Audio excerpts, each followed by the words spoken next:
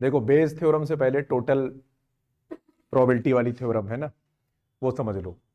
Bayes theorem में क्या करता है कि आउटकम पहले बता देता है ना, और पीछे जाके पूछता है, उससे पहचान कर पाओगे कि बेस थ्योरम का क्वेश्चन है या नहीं है। रिजल्ट पहले से बता देगा कि तुमने जो चीज पिक करी है उसका रिजल्ट ये है।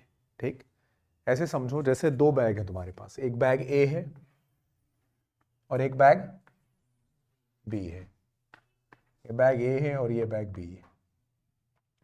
कुछ बॉल इसमें है, मान लिया इसमें दो वाइट बॉल है, ठीक है, और तीन इसमें मान लिया ब्लैक बॉल है। इसी तरह से मान लो इसमें तीन ब्लैक बॉल है और चार वाइट बॉल है। तीन वाइट चार ब्लैक, ऐसे लिखो, वाइट वाइट, ठीक है। ये दो बैग है, दोनों बैग को अंधेरे में रख दिया गया है और तुमको पता नहीं है, तुम रैंडमली गए हो और तुमने किसी एक बैग से बॉल निकाल ली है। तो ना तुमको बैग का आइडिया है कि तुमने किस बैग में हाथ डाला है, ना तुमको ये आइडिया है कि कौन सी बॉल निकल के बाहर आई है। जब बॉल बाहर निकल आई तब उजाले में जाके तुमने देखा कि यह बॉल कैसी थी, वाइट थी। तो तुमको रिजल्ट पता चल गया कि जो बॉल मैंने निकाली है वो कैसी है, वाइट है। अब सवाल ये पूछा जाएगा कि क्या प्रोबेबिलिटी है कि ये जो बॉल है ये बैग ए से निकली होगी, या ये पूछ लिया जाएगी क्या प्रोबेबिलिटी है कि ये बॉल जो है ये बैग बी से निकली होगी।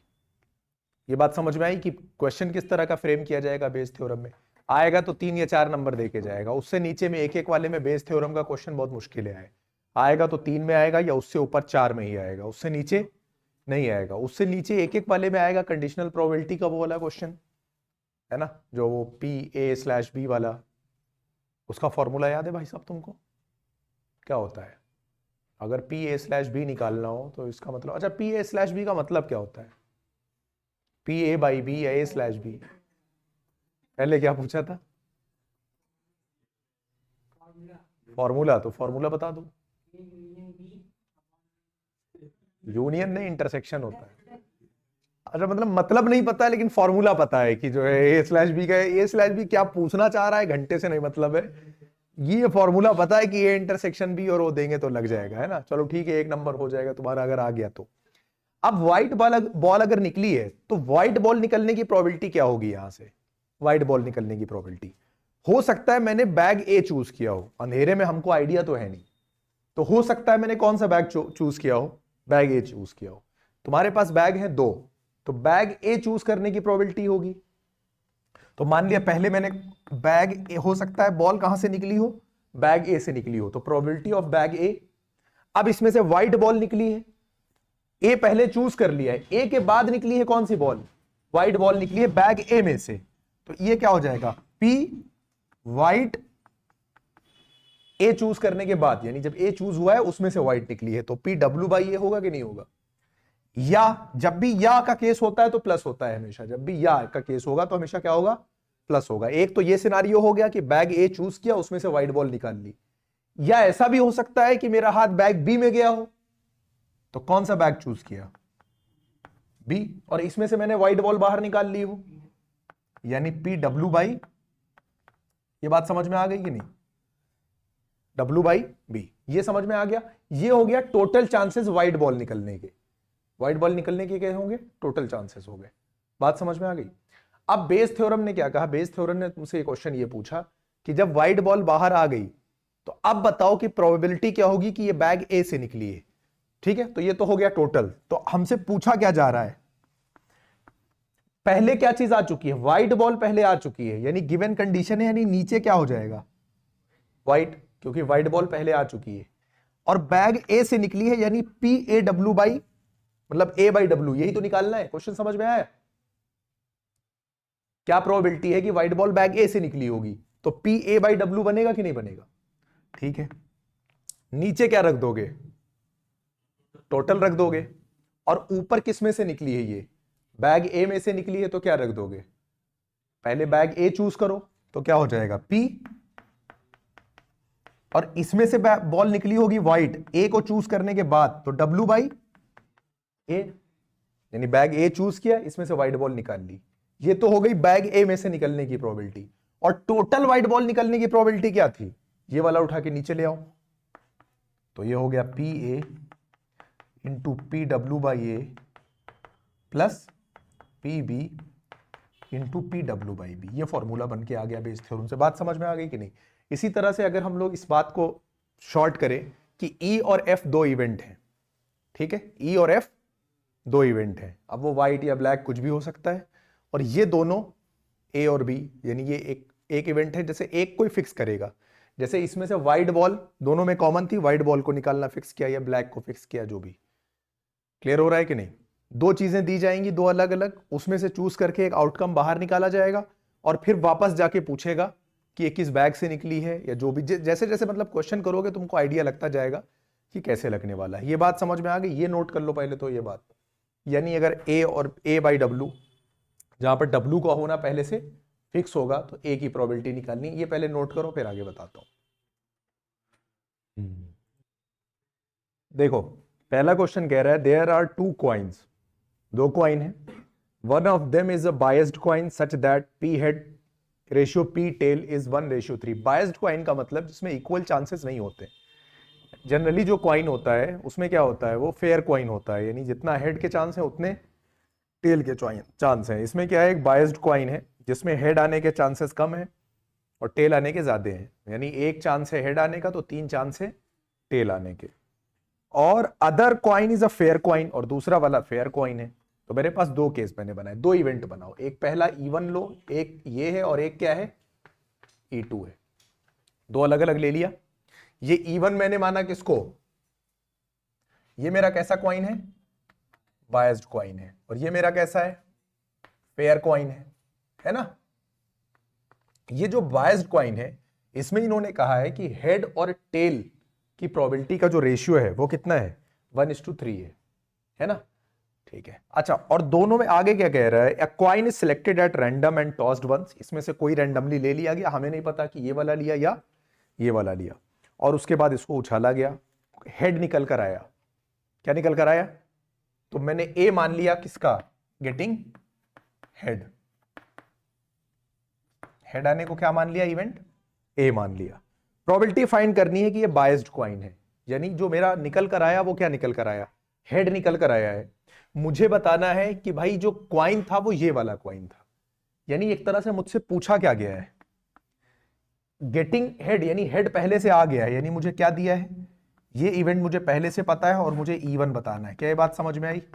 यही तो बताना है। फॉर्मूला हम लोग क्या लिखेंगे, P E1 into A by E1 upon, अब हो सकता है ये वाला हमने सिलेक्ट किया हो, तो P E1 इंटू इसमें से हेड आया हो, यानी A बाई E1, या ऐसा भी हो सकता है कि ये वाला हमने कॉइन चूज कर लिया हो, तो E2 into P A by E2। ये बात कितने लोगों को समझ में आ गई? ये बात क्लियर है सबको, कि कोई डाउट है? फिर से बताएं, और किसको फिर से बताएं, बंदारी वाला नहीं, मतलब बता, मतलब जानना चाह रहे हैं ना फजल को। ठीक है, तुमको समझ में आ गया? भाई देखो, एक बायस्ड कॉइन है, एक फेयर कॉइन है। मैंने रैंडमली कोई भी कॉइन उठाया, मुझे नहीं पता है, दो कॉइन रखे थे, मैं पहचान नहीं पा रहा था कि बायस्ड कॉइन है कि फेयर कॉइन है, और मैंने उसको उठाया और उछाल दिया, हेड आ गया। आउटकम मेरे पास पहले से मौजूद है। अब वापस जाके पूछ रहा है कि कौन सा सिक्का था, वो फेयर वाला था या बायस्ड वाला था। क्वेश्चन पढ़ के तुम्हारे दिमाग में तुरंत ये आइडिया लग गया कि ये क्वेश्चन किसका है, बेस थ्योरम का है। ये तो तुमको आइडिया लग गया ना कि क्वेश्चन बेस थ्योरम का है। क्यों? क्योंकि रिजल्ट हमको पता चल गया था, आउटकम पता चल गया था कि मैंने जो चीज सिलेक्ट करी है वो क्या है, हेड है, और मुझसे वापस जाके पूछ रहा है कि कौन सा वाला सिक्का तुमने सिलेक्ट किया था। इसका मतलब ये बेस थ्योरम का क्वेश्चन है। क्या ये बात समझ में आई? ये वाला इवेंट हो चुका। कंडीशनल प्रोबेबिलिटी में क्या होता है, एक इवेंट हो जाता है उसके बाद दूसरा इवेंट होता है। ठीक है, तो हेड आ गया, अब पूछ रहा है कि ये किस बैग से था। तो हेड को मैंने सेलेक्ट किया कि हेड आ गया है, क्या प्रोबेबिलिटी है कि ये बायस्ड वाले से था, यानी E1 से था। ये पहले हो चुका है तो इसको नीचे रखते हैं, जो पहले हो चुका है उसको नीचे रखते हैं। बैग होगा बायस्ड कॉइन तो E1 रखा, बैग नहीं मतलब कॉइन बायस्ड होगा तो E1 रखा। अगर पूछता कि फेयर कॉइन होगा तो ऊपर क्या रखते, E2 रखते। ये बात समझ में आ गई कि नहीं? नीचे टोटल प्रोबेबिलिटी देखते हैं, टोटल यानी हेड इधर से भी देख लो आए तो, इधर से भी आए तो, यानी टोटल हेड आने के चांस क्या है, इस पूरे एक्सपेरिमेंट में हेड आने के चांस नीचे लिख दिए।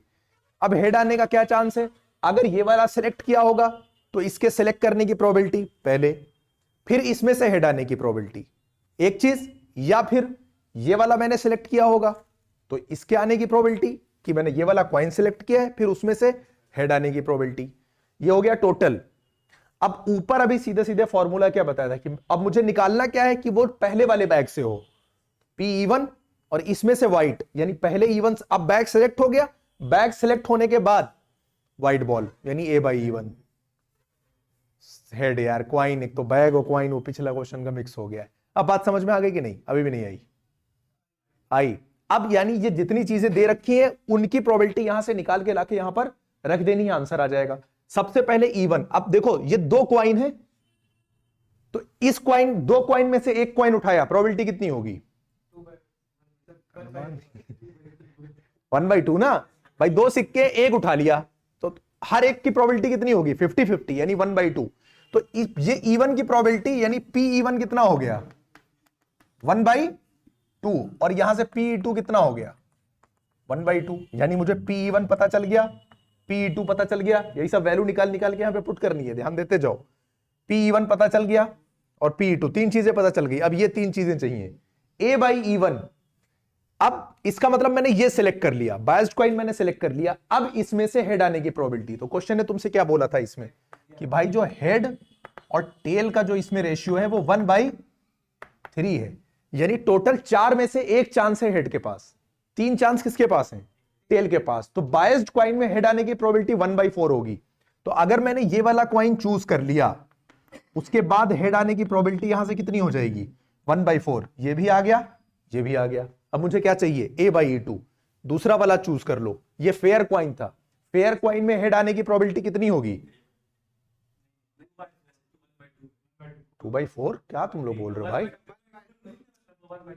जब 1/2 है तो 2/4 बोला ही क्यों? क्योंकि 2/4 तब बोलते जब 4 टोटल आउटकम होते, उसमें से 2 आ रहे होते भाई। 1/2 ऐसे 2/4 मैथमेटिकली 2/4 और 1/2 इक्वल है, लेकिन यहां पे 2/4 नहीं होगा, 1/2 होगा, क्योंकि एक ही सिक्का है। ठीक है, तो 2/4 लिख के उसको 1/2 कर देना। तो इस सिक्के में से, यानी जब मैंने ये वाला सिलेक्ट किया, कौन सा? E2, तो हेड आने की प्रोबेबिलिटी कितनी हो गई? 1/2। अब सारी वैल्यू यहां पे डाल के सॉल्व कर दो। पी इवन कितना है बोलो? 1/2। ए बाई इवन कितना है? 1/4। पी इवन कितना है? 1/2। ए बाई इवन कितना है?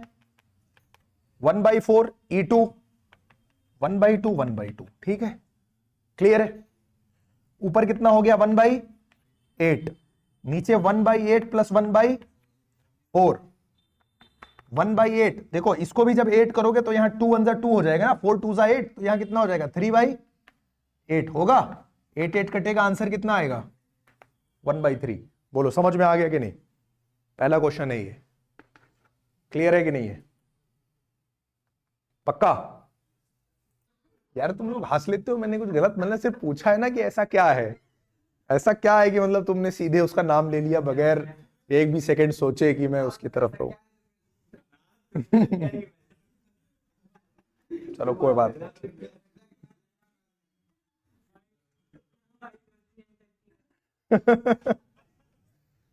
ये क्वेश्चन जो है 2023 में पिछले ही साल आया था।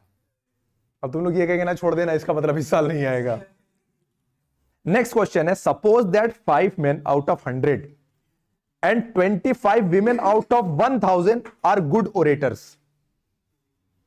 यानी हर 100 में से 5 आदमी और 1000 में से 25 औरतें ये गुड ओरेटर हैं। ओरेटर समझते हो ना? ओरेटर ही नहीं समझते हो? ना जानो, तुम्हारे काम का ये ओरेटर मतलब होता है जिसकी अच्छी स्पीकिंग स्किल्स होती हैं। ठीक है, ओरेटर जो लोग डिबेट करते हैं, स्पीकिंग, उनको बोला जाता है। तो तुमको मीनिंग से मतलब भी नहीं है। हम कह रहे गोबर है 100 में से 5 आदमी, बात खत्म हो गई। तुम्हारे लिए उस चीज को समझ, वो तुम्हारे काम का नहीं है। ओरेटर का वर्ड अगर नहीं भी समझ में आया तुम्हें, तो तुम्हारे मैथ्स के क्वेश्चन पे घंटा फर्क नहीं पड़ता है। होंगे कोई भाई वो 100 में से 5 लोग और 1000 में 25 औरतें, दोनों कोई सेम चीज है, ये बता रहा है। तुम्हारे लिए बस यही है, वो ओरेटर है, अच्छे हैं बुरे नहीं पता। Assuming that there are equal number of men and women, ऐसा मान लिया कि भाई दोनों में से बराबर बराबर है। Find the probability of choosing a good orator. पिछले क्वेश्चन में क्या था दो चीज बनाई, दोनों में से हेड चाहिए था। इस बार दो चीजें हैं, एक E1 और एक E2, और उसमें से मुझे गुड ओरेटर चूज करना है। जिस चीज को चूज करना है उसको इवेंट ए मान लो, एक को E1 मान लो, एक को E2 मान लो। तो E1 मतलब क्या? E1, हाँ E1 मतलब भाई, और 100 में से 5 का मतलब 5/100, यानी 1/20, यानी ये हो गया PE1। क्या बोल रहे हो यार? और E2 कितना दिया इन्होंने?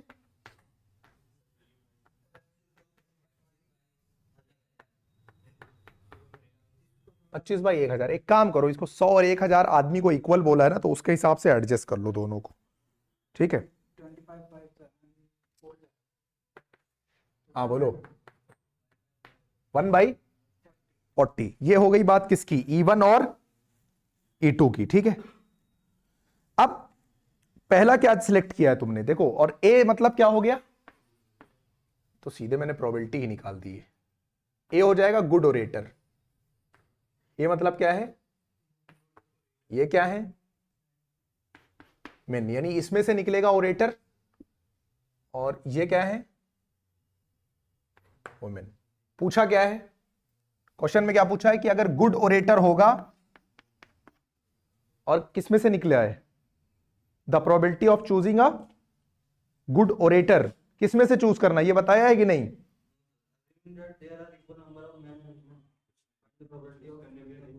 कुछ नहीं दिया ना, तो सीधे मल्टीप्लीकेशन थ्योरम ऑफ प्रोबेबिलिटी लगाओगे। सीधे क्या लगाओगे? हो सकता है आदमी में से मैंने चूज किया हो, दोनों तरफ बराबर बराबर है ना, ठीक है? इसको ये एक तरह से समझो E1 सेलेक्ट करने के बाद है ए, ठीक है? और A/E2, यानी जब तुम औरतों में से चूज करोगे तो 1/40 प्रोबेबिलिटी है, जब तुम आदमी में से चूज करोगे तो 1/20 प्रोबेबिलिटी है। अब तुमसे गुड ओरेटर की तुमसे क्या पूछा है उसने? प्रोबेबिलिटी, ठीक है? इसमें चूज करके पीछे जाने को नहीं बोला है कि क्या प्रोबेबिलिटी है कि जो ओरेटर मैंने चूज किया है वो आदमी में से है या औरत में से है। अगर ऐसा पूछा जाता कि जो गुड ओरेटर चूज किया वो किस में से होगा, तो बेस थ्योरम लगता। लेकिन इसने सीधे सीधे पूछा गुड ओरेटर होने की प्रोबेबिलिटी, यानी टोटल प्रोबेबिलिटी इसने पूछ ली।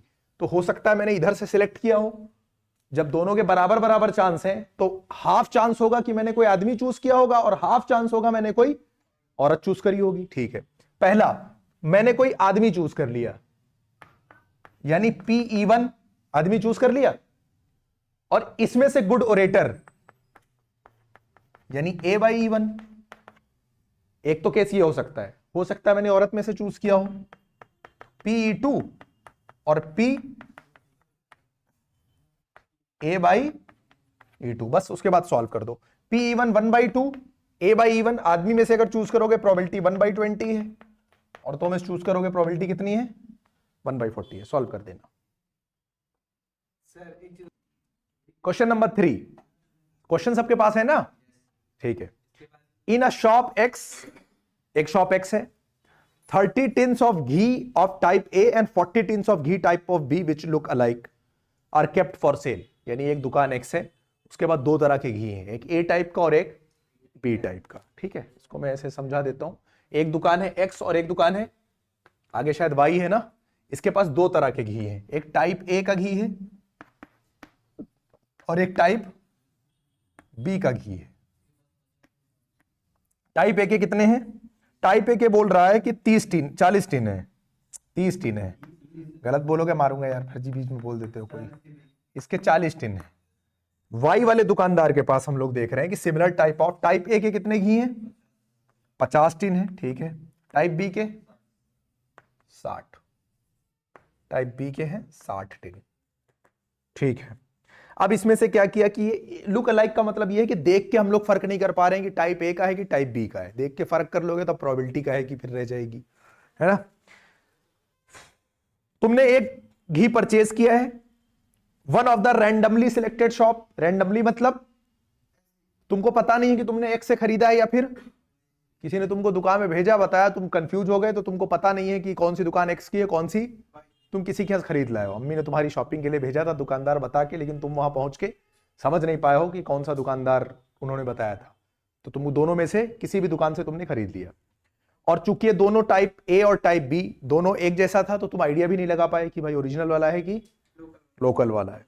Find the probability. अच्छा, जो सिलेक्ट किया तुमने वो बी टाइप का था, यानी जो सिलेक्ट किया वो कौन से टाइप का था, बी टाइप का था। ये वाले टीम में से तुमने सेलेक्ट किया है, यानी जो आउटकम था वो पता चल गया कि मैंने बी टाइप वाला सेलेक्ट किया है। अब कह रहा है क्या प्रोबेबिलिटी है कि इसको वाई से खरीदा होगा। आइडिया लग गया, घी खरीद लिया, टाइप बी का है, वापस जाके पूछ रहा है कौन सी दुकान से खरीदा था। बेस थ्योरम, तुरंत आइडिया लग गया। बोलो बात समझ में आ गई। पहले क्या सिलेक्ट हो गया, बी टाइप का घी सिलेक्ट हो गया, नीचे आ गया बी। क्वेश्चन क्या पूछा कि वाई से खरीदा होगा, तो ऊपर क्या आ गया, वाई। बात क्लियर है। नीचे बी के खरीदने की टोटल प्रोबेबिलिटी, चाहे यहां से खरीदें चाहे वहां से खरीदें। यहां से खरीदेंगे, पहले तो दुकान चूज किया पी एक्स, फिर इस दुकान से क्या चूज किया, एक्स बाई बी। इस दुकान से घी चूज किया है ना, नहीं, घी लिया पहले दुकान चूज किया है ना, एक्स चूज हो गई, उसके बाद प्लस हो सकता है इधर से लिया P Y into P B by Y. ये बात समझ में आ गई कि नहीं। और ऊपर क्या रहेगा, तुमको क्वेश्चन में क्या बताना है कि तुमने वाई से खरीदा है, पी वाई, और वाई सिलेक्ट करने के बाद सारी वैल्यू यहां से निकाल के रख दोगे, क्योंकि दो ही दुकान है तो पी एक्स भी 1/2 होगा और पी वाई भी, क्योंकि बराबर बराबर चांस है। तो ये हो गया 1/2, ये भी 1/2, ये भी 1/2। अब तुमने यहां से खरीदा तो यहां से टाइप बी, पहले तुमने दुकान सेलेक्ट कर ली, अब टाइप बी का घी निकलने की प्रोबेबिलिटी क्या है। टोटल उसके पास 70 डिब्बे थे अलग अलग वैरायटी के, जिसमें से टाइप बी के कितने थे, 40। तो 40/70 हुआ कि नहीं हुआ, बोलो। अगर तुमने दुकान सेलेक्ट करी कौन सी, एक्स, और इसके यहां से घी खरीदा कौन से, टाइप बी का, तो इसकी प्रोबेबिलिटी कितनी होगी, 40/70, यानी 4/7। इसमें किसी को कोई डाउट है भाई। टोटल दो तरह के घी थे ना, टोटल उसके पास 70 टिन थे, उसमें से बी वाला आया होगा, इसकी क्या प्रोबेबिलिटी है, 40/70। क्लियर है। इसके पास टोटल कितने थे, दुकानदार वाई के पास, तो इसके पहले मैंने वाई यानी ये दुकान सेलेक्ट करी, इसके यहां से मुझे बी वाला घी चाहिए। टोटल 110 डिब्बे थे, जिसमें से बी कितने थे, 8/110, यानी 6 सारी वैल्यूज निकल आई। पुट करो, समझ गए कि नहीं। अब पुट कर करके आंसर तो निकालेंगे नहीं। चलो नेक्स्ट देखो, क्वेश्चन नंबर 4। अब देखो इसमें 3 क्वाइन है। क्वेश्चन कह रहा है देयर आर 3 क्वाइंस। कितने क्वाइन है, 3 क्वाइन है इस बार तुम्हारे पास। एक 2 हेडेड क्वाइन है, कैसा है, 2 हेडेड। 2 हेडेड का मतलब दोनों तरफ हेड है, टेल उसमें है ही नहीं, ठीक है। दूसरा जो है ये बायस्ड क्वाइन है, जिसमें हेड्स 75% ऑफ द टाइम आता है। 75% ऑफ द टाइम का मतलब 4 में से 3 बार हेड आता है। तो 3 अलग अलग क्वाइन हो गए, एक को E1 मानोगे, एक को E2 मानोगे, एक को E3 मानोगे। प्रोबेबिलिटी तीनों क्वाइन की कितनी कितनी होगी, PE1 1/3, PE2 1/3, PE3 1/3, क्योंकि 3 सिक्के हैं तो हर किसी के आने की प्रोबेबिलिटी 1/3 हो जाएगी। ये बात समझ में आ गई कि नहीं। पहला सिक्का कैसा है, अच्छा क्वेश्चन बेस थ्योरम का है, पढ़ के आइडिया लग गया। क्वेश्चन क्या कह रहा है कि भाई 3 क्वाइन में से एक चूज किया, उसको टॉस किया, हेड आ गया है, आउटकम यानी पहले से पता है। वापस जाके बताना है कि कौन सा, मतलब कि ये जो था ये 2 हेडेड क्वाइन था। बेस थ्योरम है। कितने लोगों को ये, मतलब अब क्वेश्चन पढ़ के ये आइडिया लग गया कि क्वेश्चन बेस थ्योरम का है। वेल डन, तुमको नहीं लगा आइडिया, अरे भाई इसको नहीं समझ में आया। और किसको नहीं समझ में आया कि ये बेस थ्योरम का क्वेश्चन है, कितने लोगों को नहीं समझ में आया। क्वेश्चन ये कह रहा है कि तुम्हारे पास 3 तरह के क्वाइन है, 3 तरह के क्वाइन है। मैंने 3 तरह के क्वाइंस को लिया, एक E1, E2, E3, ये 3 क्वाइन है। मैंने रैंडम, अब 3 में क्या दे रखा है, ये वाला क्वाइन है, इसमें दोनों तरफ हेड है, दोनों तरफ हेड है, यानी इसमें से हेड आने की प्रोबेबिलिटी होगी कितनी, 1 होगी, क्योंकि दोनों तरफ हेड है। इसमें 75% है हेड की प्रायोरिटी, यानी हेड आने के चांसेस 75% है। 75 का मतलब 100 में 75, 100 में 75 का मतलब 4 में 3, ये तो मतलब हुआ। यानी इसमें हेड आने की प्रोबेबिलिटी, ऐसे तीनों को देख लो, जैसे हेड को तुम मान लिया, हेड आने की प्रोबेबिलिटी को तुमने मान लिया क्या, ए मतलब हेड आने की प्रोबेबिलिटी। तुमने पहला वाला चूज किया, इसमें से हेड E1 यानी ये वाला सिक्का चूज किया, इसमें दोनों तरफ हेड था, तो कितना हो जाएगा, 1 हो जाएगा। तुमने दूसरा वाला चूज किया, इसमें से हेड हो जाएगा, H लिख दिया, तो इसको भी हटाओ, H लिख दो। कितना हो जाएगा इसमें 3/4, क्योंकि 75% है। तीसरा वाला फेयर है ना, तीसरा वाला फेयर है, तो इसमें से हेड आने की प्रोबेबिलिटी कितनी हो जाएगी बोलो 1/2। ये बात समझ में आ गई। सिक्के कितने हैं तुम्हारे पास 3, तो इसकी भी प्रोबेबिलिटी P1 P2 P3, तीनों के चांस कितने होंगे 1/3 1/3 1/3। ये भी पता चल गया। ये सारी बातें तुम्हारे पास क्वेश्चन से आइडिया लग गया। क्वेश्चन ने तुमसे क्या कहा है कि भैया जब तुमने इसमें निकाला तो तुमको पता चल गया कि ये हेड है। क्वेश्चन पढ़े होगे नहीं? हाँ पढ़े हो। बिना पढ़े आइडिया कहां से लगेगा बेस थ्योरम का है कि नहीं है गधा? हाँ क्वेश्चन पढ़े ही नहीं है। अब कह रहा है one of the 3 coins is tossed randomly, इन 3 में से कोई उठाया, रैंडमली उछाल दिया। क्वेश्चन कह रहा है हेड आ गया। क्या आ गया? हेड। आउटकम पता चल गया, आउटकम पहले से पता चल गया। अब तुमसे क्या पूछ रहा है, क्वेश्चन क्या पूछ रहा है, what is the probability that it was the 2-हेडेड कॉइन। क्या प्रोबेबिलिटी है कि ये वाला सिक्का था 2-हेडेड वाला, यानी इवन था। रिजल्ट पहले दे दिया और ये पूछ रहा है, इसका मतलब क्या है, हेड पहले से आ गया है, तुमको पता है, और ये सिक्का इवन का बताना है। नीचे टोटल क्या होगा, एक एक करके चूज करते जाओ। हो सकता है कि क्या रहा हो, देखो टोटल में क्या इवन रहा हो, इसमें से हेड आया हो तो h/इवन होगा कि नहीं होगा।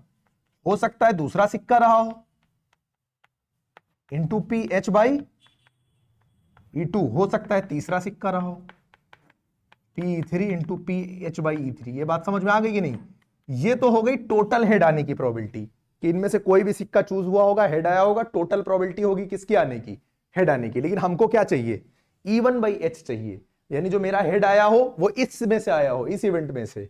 तो P1 इंटू PH/E1। बोलो बात, E2 का है बोला भाई, इसमें से चाहिए, 2 साइडेड चाहिए, इसी में दोनों तरफ हेड था ना, तो इस जिसको चूज करोगे उसी में से तो हेड निकालोगे। एक पैटर्न नहीं पकड़ पा रहे हो, E1 चूज किया तो H/E1, E2 चूज किया तो H/E2, E3 चूज किया है तो H/E3, यहां पर E1 चूज किया है तो H/E1। यहां से पकड़ो, जो यहां रहेगा E1/H, यहां उल्टा होगा H/E1 होगा, और ऊपर वाला E1 सेम रहेगा। कुछ बात समझ में आ रही है कि नहीं? इस तरह से पकड़ेंगे क्वेश्चन को, वैल्यू डाल दोगे आंसर आ जाएगा। सारी वैल्यू तुमको दी है, H/E1 H/E2 H/E3 P1 E2 E3 सब दिया है, सिर्फ वैल्यू डाल के तुम्हें सॉल्व करना है।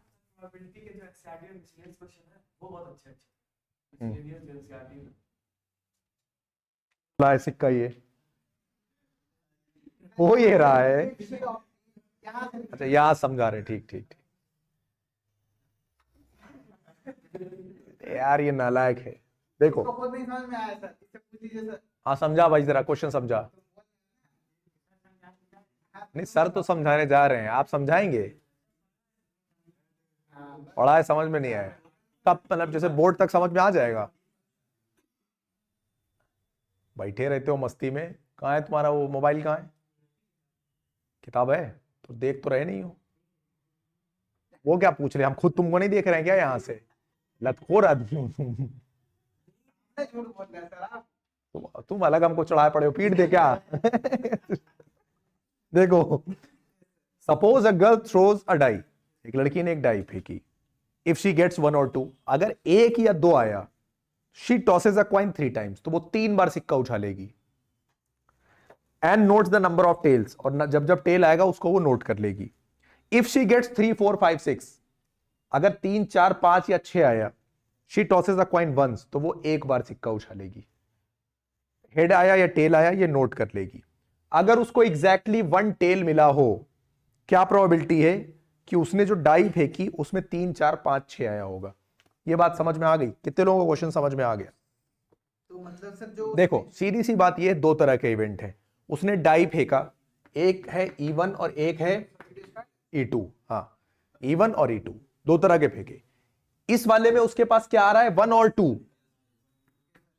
इस केस में कितना आ रहा है,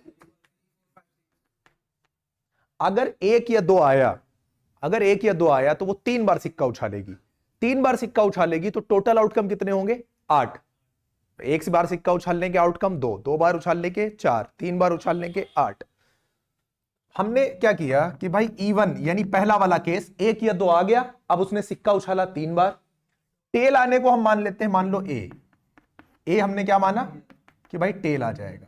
अच्छा, तो अगर इवन आया तो उसने 3 बार उछाला होगा, 3 बार उछाला होगा तो एग्जैक्टली जो टेल आता है उसमें 3 केस ऐसे होंगे जिसमें एग्जैक्टली 1 टेल आएगा, यानी 3/8 होगा। बात समझ में आ रही कि नहीं? आउटकम बनाए होंगे ना, जैसे आउटकम बना लेना, 3 सिक्के उछालोगे तो हो सकता है हेड हेड हेड आया हो, या फिर टेल टेल टेल आया हो, या फिर head tail head tail head tail, ऐसे 8 आउटकम बनाए जाते हैं। उसमें से एग्जैक्टली 1 हेड वाले देखोगे 3/8 आ जाएगा। ये बात समझ में आ गई कि नहीं? और अगर इसमें से कोई नंबर आया, 3 आया, 4 आया, 5 आया या फिर 6 आया, तो वो क्या करेगा? एक बार सिक्का उछालेगी। यानी इस केस में जब E2 वाला चूज किया पहले और अब हेड आया तो हेड सॉरी टेल, तो 1/2 प्रोबेबिलिटी होगी टेल आने की। ये बात समझ में आ गई कि नहीं? अच्छा, इस वाले इवेंट के पास चांसेस कितने हैं? डाई में टोटल 6 नंबर होते हैं, 1 या 2 उसको आने की प्रोबेबिलिटी अगर हम देखें तो जो P मेरा होगा वो होगा 2/6, यही होगा। और 2/6 बोले तो 1/3, और जो Pe2 होगा यानी ये वाला केस जो है 3 4 5 6 यानी 4/6 यानी 2/3। बात समझ में आ गई कि नहीं? मेरे पास Pe1 है, मेरे पास Pe2 है, मेरे पास A/E1 है, A/E2 है, इन्हीं का तो काम होता है घूम फिर के। क्वेश्चन ने ये कहा कि अगर टेल आ गया है तो हमसे पूछना क्या चाह रहा है? टेल आ गया, ये आ गया, क्या है, क्या चांस है कि उसने जो डाई थ्रू किया होगा उसमें 3 4 5 6 आया होगा, यानी E2। फॉर्मूला तुम लोग बना लोगे अपने आप। बोलो बात समझ में आ गई कि नहीं? क्लियर है? Question number 5। क्वेश्चन नंबर 6 देखो, 2 groups are competing for the position of the board of directors of corporation. ठीक है, आप दोनों लोग मान लिया बोर्ड ऑफ डायरेक्टर के लिए लड़ रहे हो, तुम दोनों में से कोई एक आदमी सिलेक्ट होगा। एक के जीतने, पहले ग्रुप के यानी जो ये अदन का ग्रुप है इसके जीतने के चांसेस हैं 0.6 और तुम्हारे ग्रुप के चांसेस हैं 0.4। ठीक है, तो ये E1 है और आप E2 हैं, तो Pe1 कितना हो गया? 0.6। दूसरे ग्रुप के जीतने के चांसेस यानी Pe2 हो गया 0.4। दो बातें पता चल गई। अगर पहला ग्रुप जीतता है तो ये न्यू प्रोडक्ट इंट्रोड्यूस करेंगे, इसकी प्रोबेबिलिटी है 0.7, नया प्रोडक्ट लॉन्च करते हैं। अगर तुम जीतोगे यानी दूसरा ग्रुप जीतता है तो उसका न्यू प्रोडक्ट लॉन्च करने की प्रोबेबिलिटी वो है 0.3। यानी पहले मैंने ग्रुप सिलेक्ट किया, उसके बाद न्यू प्रोडक्ट, दोनों में मेन कॉमन क्या है? दोनों में न्यू प्रोडक्ट कॉमन है। तुम उसके ऊपर हंस रहे हो जैसे लग रहा है तुमको बड़ा समझ में आ गया है। तो न्यू प्रोडक्ट, अगर पहला ग्रुप जीतता है तो न्यू प्रोडक्ट के चांसेस कितने? 0.7। यानी अगर E1 पहला ग्रुप सेलेक्ट हो गया, उसके बाद न्यू प्रोडक्ट को जीतने के तुम मतलब प्रोड्यूस होने को A मानोगे तो PA/E1 दिया है तुम्हें। इसी तरह से दूसरा ग्रुप अगर E2 जीत जाता है तो PA/E2 भी तुम्हारे पास है। कुल मिला के कह ये रहा है कि प्रोबेबिलिटी फाइंड करो कि जो न्यू प्रोडक्ट होगा वो सेकेंड ग्रुप लेकर आएगा। यानी ये पता चल गया कि न्यू प्रोडक्ट जो है वो सेकेंड ग्रुप, यानी पीछे जाके पूछा ना फिर से, तो यानी बेस थ्योरम का क्वेश्चन है। अब बार बार सिमिलर पैटर्न का क्वेश्चन है तो लगाने की जरूरत तो है नहीं 6 वाला, तुम लोग खुद कर लोगे। बोलो समझ में आ गई बात कि नहीं? कितने लोगों को ये बात बिल्कुल क्लियर है? बहुत अच्छे, ठीक है। उसके बाद 6 के बाद 26 कहां से आ गया? अरे यार, तो अच्छा मैं उधर जा रहा था, सॉरी पीछे चला गया था। क्वेश्चन नंबर 7 देखो, इसमें bag 1 contains 1 white 2 black 3 red balls. Bag 2 है, उसके बाद बैग 3 है। यार ये उसी तरह का क्वेश्चन है जब पहला एग्जांपल ले लिया था बैग वाला। तो 3 बैग हैं तुम्हारे पास, हर एक बैग की प्रोबेबिलिटी बराबर बराबर है, यानी E1 E2 E3, ये 3 बैग को मान लोगे, है ना। और a bag is chosen at random and 2 balls are drawn from it with replacement. With replacement समझते हो? यानी एक तो होता है विथआउट रिप्लेसमेंट की बॉल चूज करी, निकाल के बाहर कर दी। इसमें निकाल के बाहर नहीं करी, बॉल को वापस उसमें डाल के फिर दूसरी बॉल निकाली, रिप्लेस करी है, रिप्लेस नहीं करी है, विदाउट रिप्लेसमेंट। क्या समझ गए? विथ रिप्लेसमेंट मतलब ये है कि जो बॉल निकाली थी वो हटाई नहीं है, ठीक है, उसको वापस उसी में डाल दिया है, ऐसे समझो। They happen to be 1 white and 1 red. तो उसमें से क्या हो रहा है कि एक बॉल व्हाइट हो रही है और एक कैसी मिल रही है? जो 2 बॉल तुमने चूज करी उसमें से एक व्हाइट थी और एक रेड थी। क्या प्रोबेबिलिटी है कि ये बैग 3 से आई है? बॉल कहां से आई है? बैग 3 से आई है। चलो खटाखट जरा आउटकम बनाओ, क्या क्या इंफॉर्मेशन तुम्हें मिली वो सारा बनाओ यहां से। पहले देखो 3 बैग है तुम्हारे पास, तुम 3 बैग को क्या लोगे? एक बैग E1, दूसरा, तीसरा E3। इसमें जरा बॉल्स बोलो, कितनी कितनी है? एक व्हाइट, हाँ 3 रेड। एक व्हाइट एक ब्लैक नहीं होगी। E2 में हाँ एक रेड एक, ठीक है। E3 में क्लियर है ये बात? गिनती सही सही देख लियो, सब सही है, पता चले गलत करा दो। 4 3, ठीक है। अब 3 में से तुमने किसी भी बैग में हाथ डाल के निकाल लिया है, तुमको पता नहीं, और तीनों के चांसेस बराबर बराबर है, यानी PE1 PE2 PE3 ये तीनों के चांसेस बराबर है, यानी 1/3 1/3 1/3। पता चल गया तुमको? अब एक बैग तुमने चूज किया, कौन सा? E1। मैं एक से लेके बता रहा हूं, बाकी तुम अपने आप समझ जाओगे। मैंने कौन सा बैग चूज किया है? E1। और हमको चाहिए एक व्हाइट और एक रेड, तो एक व्हाइट एक रेड को मैंने क्या माना है? इवेंट ए मान लो। एक व्हाइट प्लस एक रेड बॉल आने के इवेंट को मैंने क्या माना है? ए माना है। मैंने पहला बैग सिलेक्ट किया, इसमें से ए होने की प्रोबेबिलिटी। अब देखो, इस बैग से तुमने निकाली बॉल, हो सकता है कि जो पहली बॉल निकली हो वो व्हाइट हो। टोटल कितनी बॉल है यहां इस बैग में? भाई 3 2 5 1 6 बॉल है टोटल, उसमें से व्हाइट निकलने की प्रोबेबिलिटी कितनी है? बॉल को बाहर नहीं किया, वापस उसी बैग में डाल दिया, अभी भी बॉल 6 ही है। रेड आने की प्रोबेबिलिटी 3/6। अच्छा, ऐसा भी तो हो सकता है कि पहली बॉल रेड निकली हो और बाद में ब्लैक वो व्हाइट निकली हो, तो इसको तुम 2 से क्या करोगे? इंटू। 2 से इंटू क्यों किया है? क्योंकि भाई ये रिप्लेसमेंट तो हो नहीं रहा है, डिनोमिनेटर सेम है। अगर ऐसे बात नहीं समझ में आ रही है कि इंटू 2 क्यों किया है, तो इसको हटाओ। पहली व्हाइट निकली, बाद वाली रेड निकली, या फिर, और या के लिए क्या बताया था? प्लस। या हो सकता है पहली रेड निकली हो तो 3/6, और दूसरी क्या निकली हो, तो कुल मिला के 2 बार है, तो इसलिए 2 से इंटू किया था। बात समझ में आई? अब इसको लिख दो 2 इंटू 1/6 इंटू 3/6। बात समझ में आ गई कि नहीं? 3 3 कट गया, कितना आ गया? 1/6। ये बात क्लियर हो गई? जिस तरह से यहां निकाला है उसी तरह से इसमें से निकालेंगे, और उसी तरह से इसमें से निकालेंगे। निकाल लिया। बाद में क्वेश्चन ने तुमसे पूछा क्या था, कि कौन सी प्रोबेबिलिटी पूछी थी? कि तीसरे वाले बैग से निकली हो, तो ये इवेंट कौन से बैग से निकला हो, यही तो पूछा है। नीचे तो टोटल होगा, तो टोटल कैसे निकलेगा? PE1 A/E1, PE2 A/E2, PE3 A/E3, सबका सम ऊपर पता ही है, PE3 into P A/E3। Clear है कि नहीं? बोलो, ये डाउट है कोई?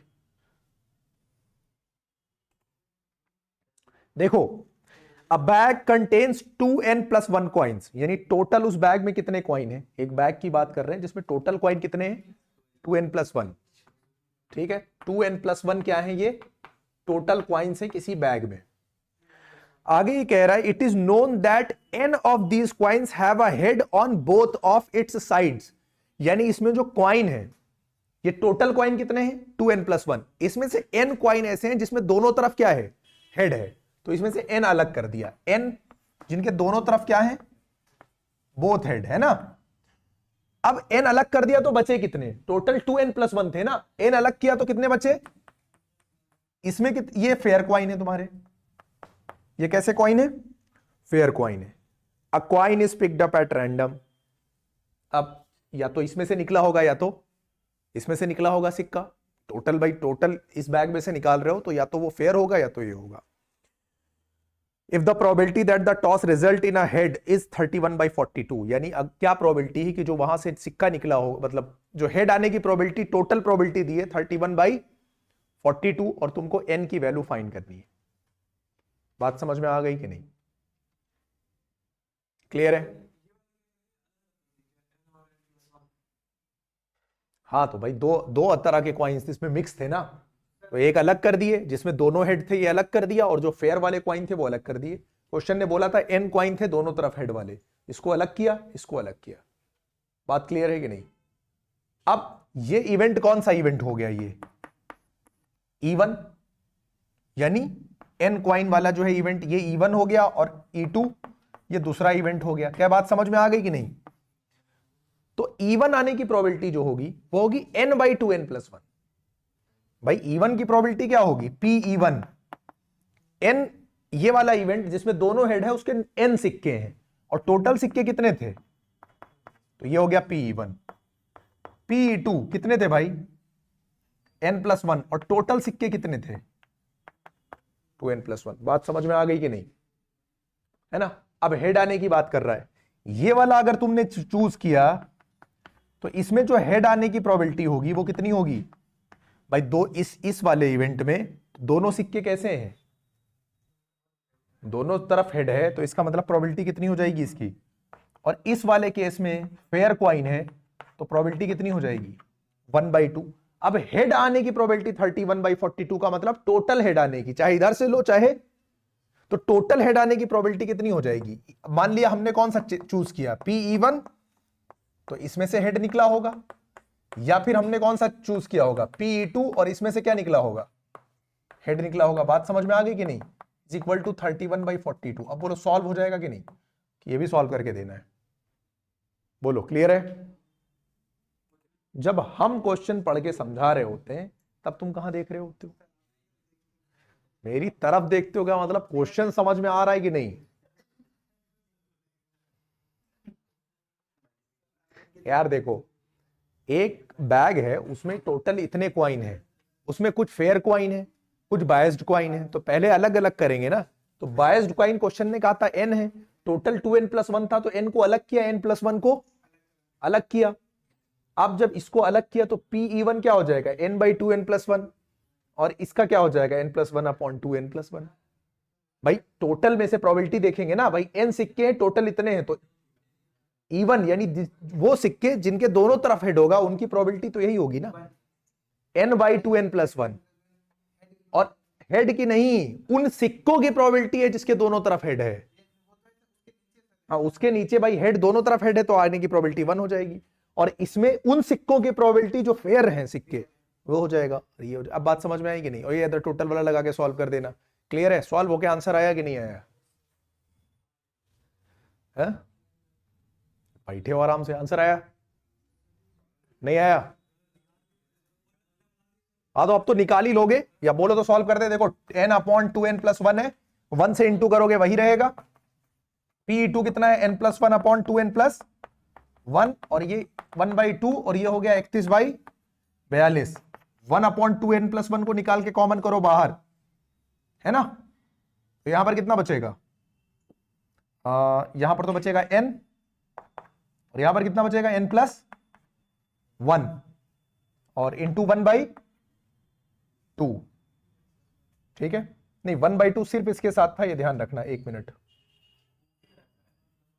ठीक है, तो ये हो जाएगा n+1/2, इस तरह से बनेगा ना, 31/42। 1/2n+1, इसको सॉल्व करोगे तो ये 2 इससे आके इंटू करेगा तो 2n + n+1 है ना, /2, 31 अब ये दो इसको काट सकता है ना, 21, 3n + 1, 2n + 1, 31/n की वैल्यू 10 दिखाई दे रही है ना, 10 दूना 20, 1 21, 10 3 30, सॉल्व करोगे n = 10 आ जाएगा। क्लियर है कि नहीं, ये तो यहीं दिख रहा है ना भाई, n 10 आएगा, 10 2 20 + 1 नहीं आया अभी भी, बहुत अच्छे, थैंक यू। देखो भाई, ABC 3 लोग हैं, एक प्राइवेट कंपनी में मैनेजर हैं।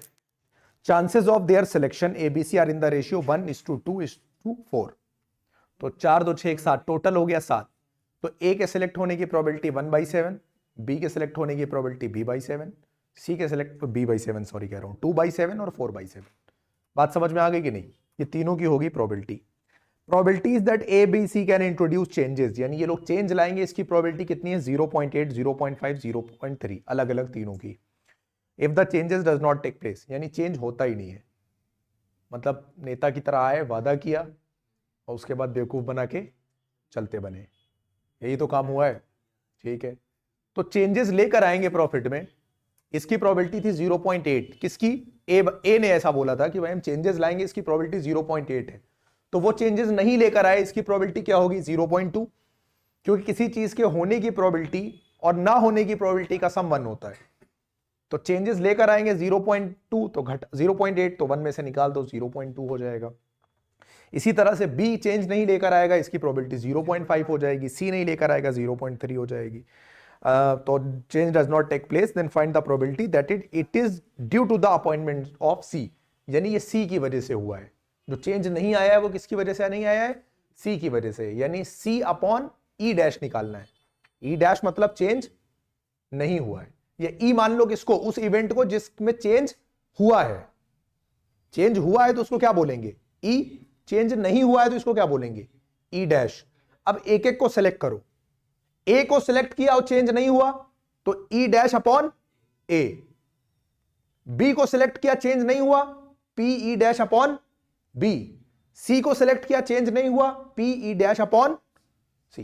टोटल समझ में आ गया? टोटल नीचे निकल आएगा पी ए ने चेंज नहीं किया प्लस पी बी, इन्होंने चेंज नहीं किया। इस तरीके से निकाल के और ऊपर तुम्हारा पता ही, मतलब क्वेश्चन समझ में आ गया ना कैसे फ्रेम हो रहा है। बेस थ्योरम ही लगेगी, क्वेश्चन सॉल्व हो जाएगा। ठीक है, सब क्योंकि change does not take place इन्होंने बोला है। क्वेश्चन ने नीचे क्या कहा है? If the change does not take place, यानी चेंज नहीं हो रहा है, और जो प्रोबेबिलिटी दी है वो चेंज होने की प्रोबेबिलिटी दी है, तो आप उसमें से 1 में से माइनस करके पहले सबको क्या करोगे? चेंज ना होने की निकालोगे। क्लियर है? नेक्स्ट क्वेश्चन देखो 10। ये भी मुझे बेस थ्योरम ही लग रहा है। बेस थ्योरम है कि कोई और है? A bag X contains 4 white and 2 black balls, while another bag Y contains 3 white, 3 black balls. दो बॉल निकाली जाती है विदाउट रिप्लेसमेंट। देखो एक क्वेश्चन अभी जो हम लोगों ने पहले किया है उसमें रिप्लेसमेंट के साथ था, इसमें विदाउट रिप्लेसमेंट है। और 1 white 1 black है। Find the probability that the balls were drawn from the bag Y। वही क्वेश्चन है ये। कौन से पैटर्न का? जो जिस उसमें रिप्लेसमेंट था, इसमें रिप्लेसमेंट। उसमें भी 2 बॉल थी, एक अलग कलर की एक अलग कलर की, इसमें भी वही क्वेश्चन है, यानी सिमिलर पैटर्न का क्वेश्चन है। Question number 10। और ये पैटर्न कौन सा है जो अभी हम लोगों ने लगाया है? Question number 7। उसमें 3 बैग थे, इसमें तो 2 ही बैग है ना। तो क्वेश्चन नंबर 10, हमको 3 मिनट दे रहे हैं, लगा के दे दो हमको तुरंत। लग गया ना? 9/17 आंसर आ गया। आसान है ये, उसी तरह हो जाएगा। क्वेश्चन नंबर 11 पर आ जाओ। अ bag contains 4 balls. A bag contains 4 balls and 2 balls are drawn at random and found to be white. यानी 2 बॉल निकाली जाती हैं और दोनों कैसी हैं? व्हाइट है। What is the probability that all the balls in bag are white? यानी क्या प्रोबेबिलिटी है कि उस बैग में, एक ही बैग है ना, हाँ, सारी की सारी बॉल कैसी होंगी? व्हाइट होंगी। ये क्वेश्चन हो चुका है ना, डिस्कस हुआ। एनसीईआरटी का नहीं, वो जो पेपर दिया था, एक बार दिया था, उसमें ये क्वेश्चन था। ठीक है, बता दें। ठीक है, देखो 3 इवेंट बनाओ। बैग में 4 बॉल है, कलर कैसा है हमको नहीं पता। हमने 2 बॉल निकाली, दोनों की दोनों व्हाइट हैं, तो मेरे पास बनेंगे 3 केस। हो सकता है कि उस बैग में चारों की चारों बॉल कैसी रही हो? व्हाइट रही हो। तो मैंने क्या किया कि E1 ले लिया, है ना, E2 ले लिया और E3 ले लिया। 3 केस मैंने बनाए। इसमें क्या है? All balls, all are white. Balls understood है, समझ लेना। इसमें कितनी है? 3 बॉल्स है व्हाइट। और इसमें कितनी है? 2 बॉल्स कितनी है? व्हाइट। ये 3 केस हो सकते हैं। बात समझ में आई कि नहीं? और दोनों बॉल जो निकली हैं वो कैसी हैं? व्हाइट है। तो अब 1 बाई 1 हम लोग चूज करेंगे। हो सकता है पहला वाला केस हो, या हो सकता है दूसरा वाला केस हो, या हो सकता है तीसरा वाला केस हो। क्या ये बात समझ में आती जा रही है या नहीं? पहले वाले बैग के हिसाब से आप बताओ कि आंसर कितना होगा। पहले वाले आंसर के हिसाब से भाई व्हाइट निकालनी है ना तुमको। ये वो क्वेश्चन है जिसका आंसर तुम लोगों का नहीं मैच हो रहा था। तुम लोग इधर उधर धक्के खा रहे थे, याद करो, और कुछ आंसर मिसमैच करके तुम लोग लाए थे कि यहां अलग आ रहा है, अलग आ रहा है। ये वही क्वेश्चन है। देखो सारी व्हाइट है इसमें ना, सारी व्हाइट है, तो प्रोबेबिलिटी कितनी हो जाएगी? अगर तुमने ये वाला उठाया यानी E1, इसमें से बॉल व्हाइट होने की प्रोबेबिलिटी कितनी है? 1 है, क्योंकि चारों बॉल इसमें व्हाइट थी। यहां से कौन उठाया मैंने? E2 उठाया। इसमें जो व्हाइट होने की प्रोबेबिलिटी होगी, तो देखो इसमें 3 बॉल व्हाइट है। पहले मैंने 1 बॉल निकाल ली, टोटल थी 4 बॉल, उसमें से व्हाइट निकलेगी। इस बात की प्रोबेबिलिटी कितनी होगी? 3 बाई 4, 4 में से 3 बॉल, ठीक है। अच्छा, अब जब दूसरी मैं निकाल रहा हूंगा तो अब वाइट कितनी बची, 2, और टोटल कितनी बची 3, तो 1/2 हुआ कि नहीं हुआ। तीसरा आ जाओ, पी, जब मैंने कौन सा बैग चूज किया है, E3 चूज किया है, तीसरा वाला बैग। इस बार 4 में से 2 बॉल कैसी हैं, व्हाइट है, तो जब पहली बॉल निकाल रहा हूंगा तो प्रोबेबिलिटी कितनी होगी, 2/4।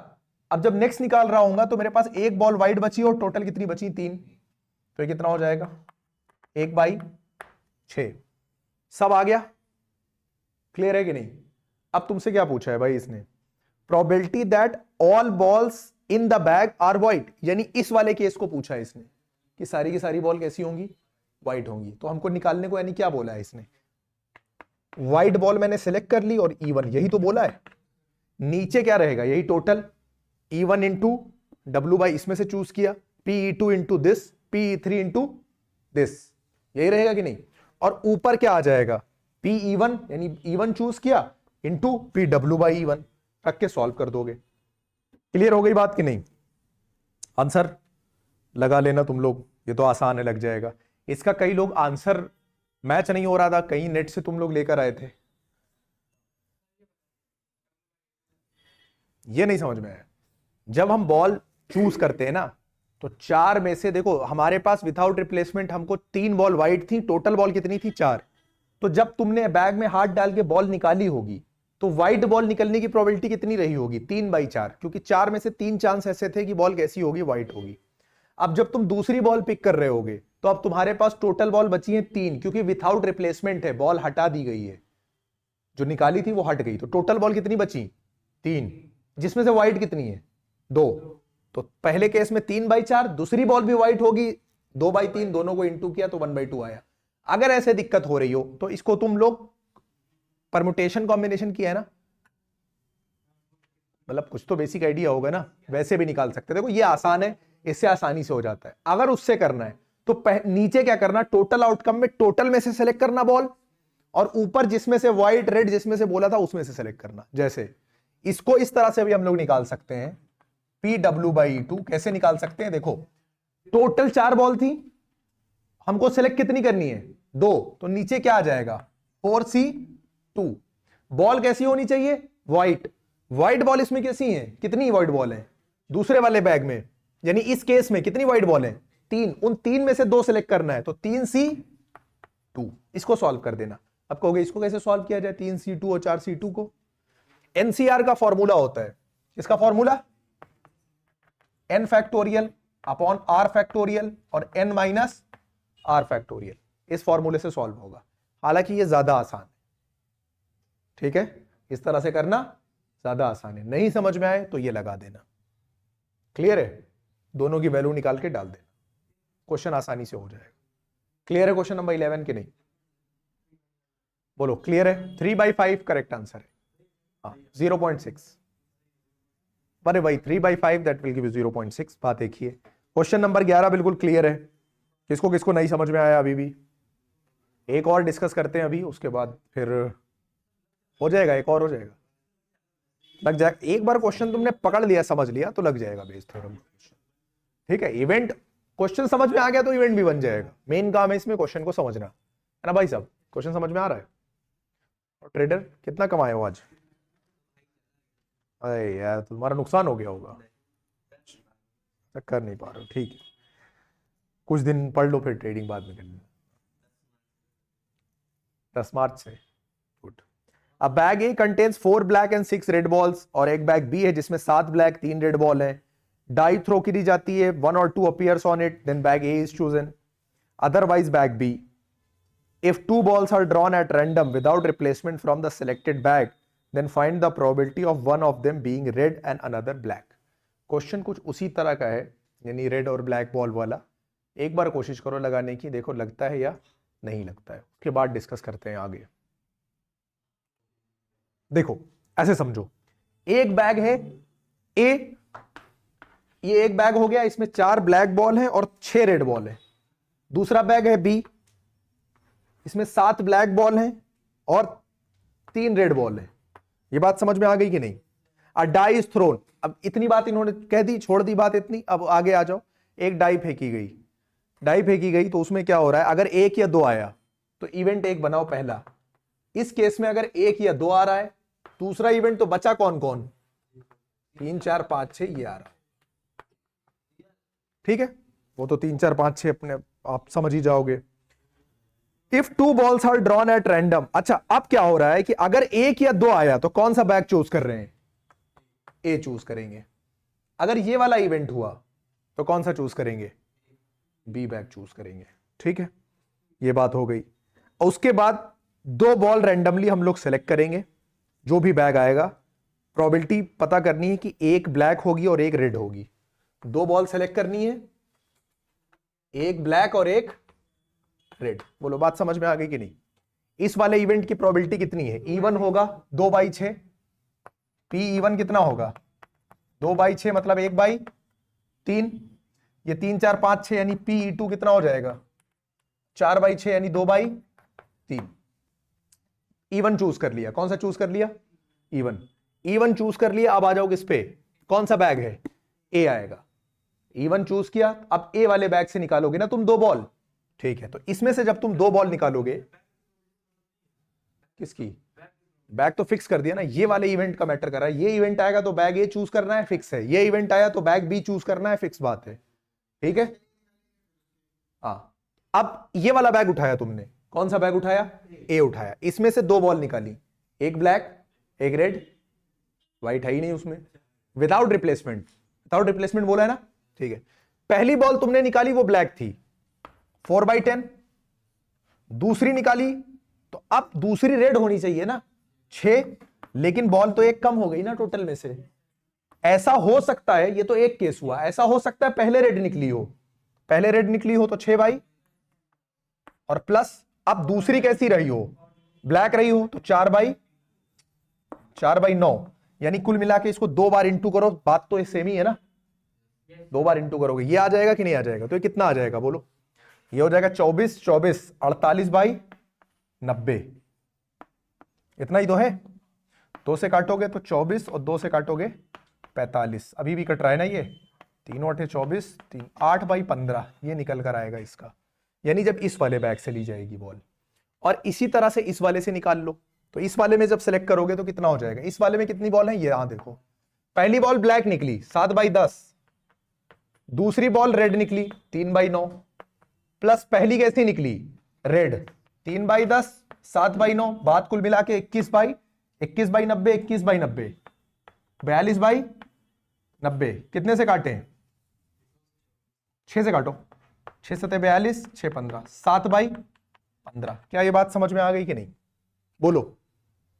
ये कौन सा केस है, जब इवन हो गया है। ये कौन सा केस है, जब इवन हो गया है। 2 बॉल सेलेक्ट करने को तुम मानो ए, इसको क्या मानो, ए। जब ये वाला इवेंट हुआ तो ए की प्रोबेबिलिटी बोलो यही तो होगी, और जब E2 यानी ये वाला इवेंट फिक्स हुआ तो यही तो होगी। क्या बात समझ में आ गई कि नहीं। और तुमसे टोटल प्रोबेबिलिटी पूछा है, इवन चूज करके इससे यानी इनटू मार के खत्म करो। बोलो क्वेश्चन क्लियर है कि नहीं क्लियर है। पहले इवन कर लो और उसको इनटू मार के सॉल्व कर लो। टोटल निकालना है, देखो सॉल्व कर दे रहे, देखो P even into P A by E one है ना। ए क्या है, दोनों बॉल कैसी होनी चाहिए, और P A by E two. अब खाली वैल्यू रख के तुम्हें क्या करना है, सॉल्व करना है। पी इवन कितना दे रखा था, पी इवन कितना है 1/, ए बाई इवन कितना है 8/15, प्लस पी ई टू कितना है 2/, ए बाई ई टू कितना है, एलसीएम काटना पीटना नहीं, 45, 8/45 14/45, 14 और 8 22/45 आंसर हो जाएगा।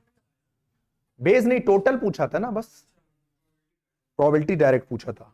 क्लियर है क्वेश्चन नंबर 12। 12 हो गए, अब बचे जो है 14-15 क्वेश्चन और डिस्कस करेंगे। 30 हैं, उसमें सिमिलर पैटर्न वाले छोड़ेंगे, 14-15 डिस्कस करेंगे, तुम लोग 8 नंबर पक्का हो जाएगा। चलो नेक्स्ट क्वेश्चन देखो। नेक्स्ट क्वेश्चन ये कह रहा है 3 machines E1, E2 and E3 in a certain factory producing electric bulbs produce 50%, 25% and 25% respectively of the total daily output of electric bulbs. It is known that 4% of the bulbs produced by each of the machines E1, E2 are defective, and that of 5% of those produced by machine E3 are defective. One bulb is picked up at random from a day's production. Calculate the probability that it is defective. अब समझो तीन मशीनें, ठीक है, और तीनों मशीनें bulb produce कर रही है, ठीक है। तो आप तीन इवेंट बना लो, E1, E2 और E3। तीन मशीनें ये बल्ब प्रोड्यूस कर रही हैं। टोटल आउटपुट का ये 50% प्रोड्यूस कर रही है, यानी ये अगर प्रोड्यूस करेगी पहली मशीन, तो इसकी प्रोबेबिलिटी कितनी हो जाएगी? 50% का मतलब कितना? 50/100 यानी 1/2। इसी तरह से जब आप PE2 निकालोगे तो ये हो जाएगा 1/4। इसी तरह से आप PE3 निकालोगे तो ये हो जाएगा 1/4। यानी ये हो गया इनका प्रोडक्शन, यानी पर डे जितने भी बल्ब प्रोड्यूस हो रहे हैं उसमें से 1/2 का प्रोडक्शन इनके यहाँ से हो रहा है, 1/4 E2 यानी इस मशीन से, और यहाँ से 1/4 हो रहा है। ये बात समझ में आ गई कि नहीं? आगे क्वेश्चन ये बोल रहा है कि बल्ब जो डिफेक्टिव है, तो ये कितना डिफेक्टिव? इनका जो है 25% है डिफेक्टिव, है ना। 25 नहीं 4% है, यानी 1/25, ठीक है। ये 4% डिफेक्टिव बल्ब प्रोड्यूस करते हैं। तो हम मान लेते हैं भाई ये तीनों जगह से जो डिफेक्टिव बल्ब की हमसे बात कर रहा है, डिफेक्टिव बल्ब के बारे में पूछ रहा है ना। ये बेस थ्योरम का क्वेश्चन है। क्या कह रहा है? If one bulb is picked up at random from a days production, calculate the probability that it is defective, है ना। ये कैलकुलेट करना है कि डिफेक्टिव होगा। तो भाई अगर ये प्रोड्यूस करेगा तो PA/E1 कितना हो जाएगा? कितना ये प्रोड्यूस कर रहा है बोलो? 4% डिफेक्टिव प्रोड्यूस कर रहा है। 4% का मतलब 4/100 यानी 1/25। उसके बाद ये दूसरा वाला कितना कर रहा है? ये दोनों 4% कर रहे हैं। It is no 4% of the bulb produce by each of machine E1 and E2। तो ये भी PA/E2 ये भी कितना हो जाएगा? 1/25 ही होगा। उसके बाद तीसरा ये आ जाओ, यानी PA/E3, यानी अगर ये वाली मशीन है तो इसका जो डिफेक्टिव बल्ब कितने निकालती है? ये 5%। 5% का मतलब 5/100 होगा, यानी 1/20 हो जाएगा। ये बात समझ में आ गई कि नहीं? अब इन्होंने कहा है कि भाई if one bulb is picked eight random from a days production, calculate the probability that it is defective. तो भाई डिफेक्टिव बल्ब की प्रोबेबिलिटी अगर निकालनी है, यानी एक तरह से तुम्हें सिर्फ PA निकालना है कि जो बल्ब होगा वो डिफेक्टिव होगा। तो हो सकता है तुमने पहली मशीन चुनी हो, यानी PE1, तो इसमें से एक डिफेक्टिव बल्ब निकला हो, या हो सकता है कि दूसरी मशीन का वो बल्ब प्रोड्यूस किया हुआ हो, या फिर हो सकता है वो तीसरी का किया हुआ हो। क्या बात समझ में आ गई? अब तुम्हें यहां पर सिर्फ वैल्यू ही तो डालनी है, वैल्यू डाल के सॉल्व कर लो। PE1 था 1/2, 1/25, PE2 था 1/4, 1/25, और ये कितना था? 1/4 और 1/20। इसको सॉल्व कर दो, आंसर आ जाएगा। बात समझ में आ गई कि नहीं? अच्छा, इसके बाद हम लोग आते हैं नेक्स्ट क्वेश्चन पर। ये हो गया तुम्हारा क्वेश्चन नंबर 13। क्वेश्चन नंबर 14 ये है, अ बैग कंटेन्स, इसको मैं हट जाता हूं, देख लो। A bag contains 3 red and 7 black balls. 2 balls are selected at random 1 by 1 without replacement. If the second selected ball happens to be red, what is the probability that the first selected ball is also red? देखो, एक bag है, उसमें 3 red ball है और 7 black ball है, यानी total 10 ball है जिसमें से 3 रेड है और 7 ब्लैक है। 2 balls are selected at random 1 by 1 without replacement, यानी एक निकाला, उसको हटाया, उसके बाद दूसरी निकाला। जो दूसरी वाली निकल रही है वो रेड है। दूसरी वाली कैसी है? वो रेड है। कह रहे हैं भाई कि what is the probability that first ball selected be also red, यानी पीछे जाकर पूछना है ना। बात समझ में आ रही है नहीं? यानी एक बॉल तो ऑलरेडी चूज कर चुके हो, उसके बाद दूसरी बॉल चूज करी है, वो रेड निकली है। ये कह रहे हैं कि जो पिछली बॉल थी वो भी रेड होगी, इस बात की क्या प्रोबेबिलिटी है? क्वेश्चन समझ में आ गया? क्वेश्चन बेस थ्योरम का, ये बात समझ में आ गई। चलो अब हम लोग पहले इसको हटा देता हूं मैं, उसके बाद स्टार्ट करता हूं। अब देखो, हमने मान लिया इसमें 2 इवेंट माने। देखो टोटल मेरे पास है वो है 3 रेड बॉल है और 7 ब्लैक बॉल है। है ना। टोटल यानी मेरे पास 10 बॉल। क्या ये बात क्लियर है? टोटल कितनी बॉल्स हैं? 10। अब मैंने एक इवेंट बनाया है इवन। इवन क्या है? Event that first ball is red. पहली बॉल कैसी है? रेड है। अच्छा, E2, या हो सकता है भाई पहली बॉल कैसी रही हो? ब्लैक रही हो। Event that first ball is black. और मुझे दूसरी वाली बॉल तो रेड चाहिए, क्वेश्चन ने बोला है कि दूसरी बॉल, ये तो पक्का है कि रेड निकल रही है, तो ये क्या होगा? इवेंट ए मैंने माना event that second ball is red. क्या ये बात समझ में आ गई? इतनी चीजें हैं तुम्हारे पास।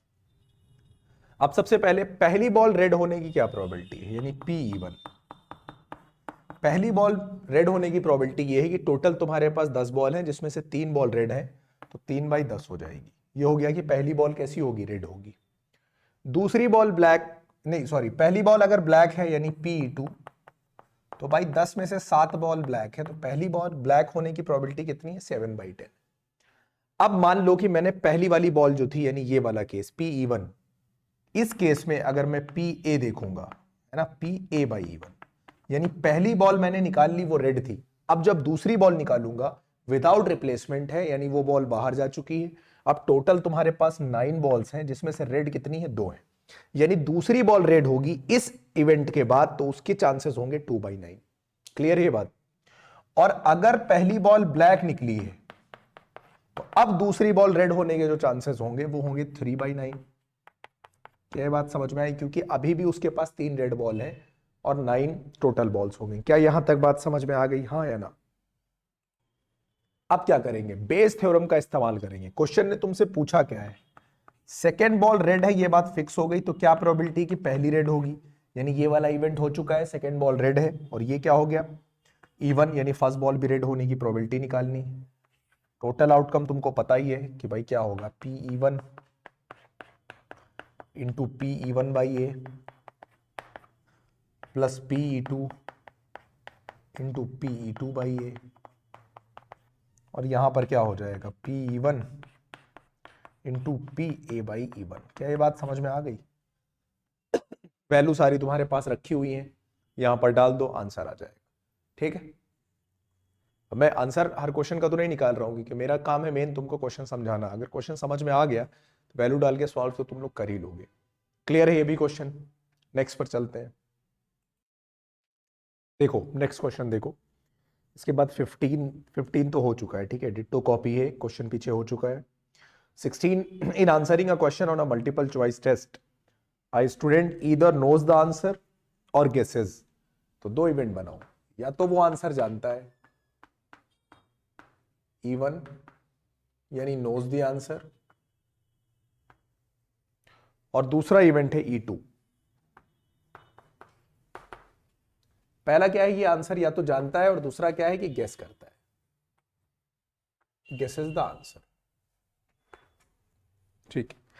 Late 3/5 be the probability that he knows the answer, यानी अगर वो आंसर जानता है तो इसकी प्रोबेबिलिटी 3/5 है, यानी PE1 इन्होंने दे रखा है, दैट इज 3/5।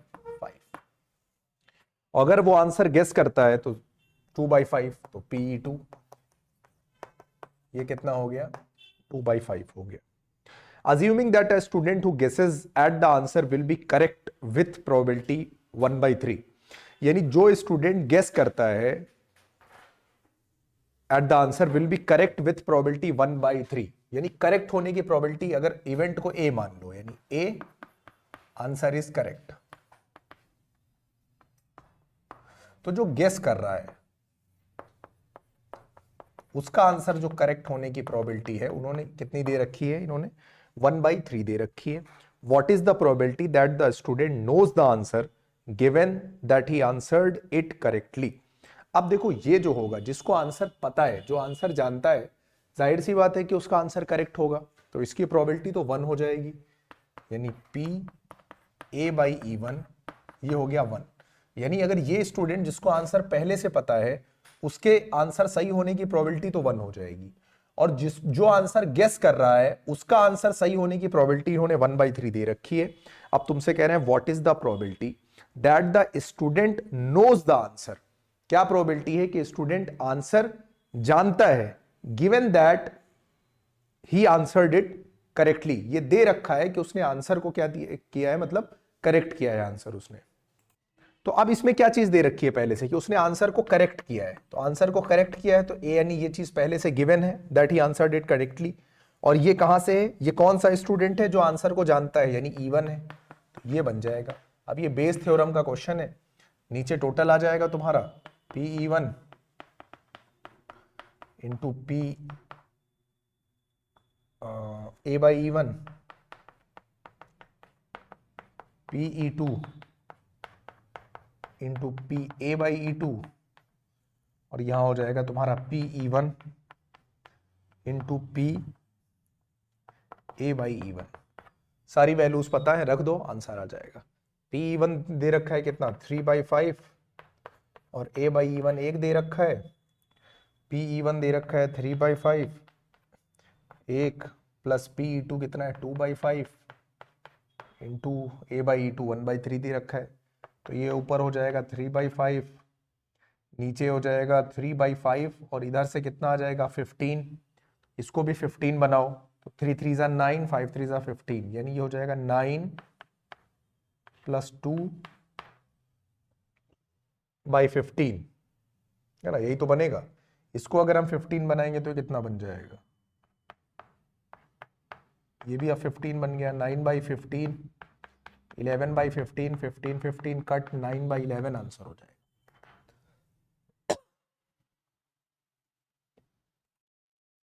के बाद 17 तो कॉपी पेस्ट है क्वेश्चन नंबर 4 का, वही क्वेश्चन ही है ये, 17 छोड़ेंगे। उसके बाद क्वेश्चन 18, देखो ये क्वेश्चन हम लोगों ने किया है, अ bag contains 5 red and 4 black balls, या नहीं किया है, मतलब इस तरह का तो क्वेश्चन किया ही किया है। देखते हैं, अ bag contains 5 red and 4 black balls. एक बैग है, E1 ले लो, ये पहला बैग हो गया जिसमें जो है 5 रेड है और 4 ब्लैक बॉल है। और E2 तुम्हारा दूसरा बैग है जिसमें इनके पास 3 रेड है और 6 ब्लैक बॉल्स हैं। One of the to bags is selected at random. अब इन दोनों में से रैंडमली सिलेक्ट करोगे तो जो PE1 होगा वो तो हो जाएगा 1/2 और इधर से PE2 ये भी कितना हो जाएगा 1/2। दोनों की दोनों बॉल कैसी आ जाती हैं, रेड आ जाती हैं। Find the probability that all balls are drawn from the second bag. तो ये क्वेश्चन तो वही है बेस थ्योरम का कि भाई सारी दोनों की दोनों बॉल जो रेड है और वो सेकेंड बैग से निकली हैं, ठीक है। तो दोनों बॉल रेड होने की क्या मान लो तुम, ए मान लो। ए क्या है, event that both the balls are red. अब यहां से पहले देखो, अगर तुमने ये बैग चूज किया है तो रेड बॉल दोनों निकलेंगी, इस बात की क्या प्रोबेबिलिटी है। पहली बॉल रेड होगी, इसकी प्रोबेबिलिटी है 5/9 क्योंकि टोटल 9 बॉल है और रिप्लेसमेंट तो हो नहीं रहा है, रिप्लेसमेंट हो नहीं रहा है। तो दूसरी बॉल भी रेड होगी, इसकी प्रोबेबिलिटी क्या होगी 4 यहां कितनी बचेंगी 8 बचेंगी, है ना।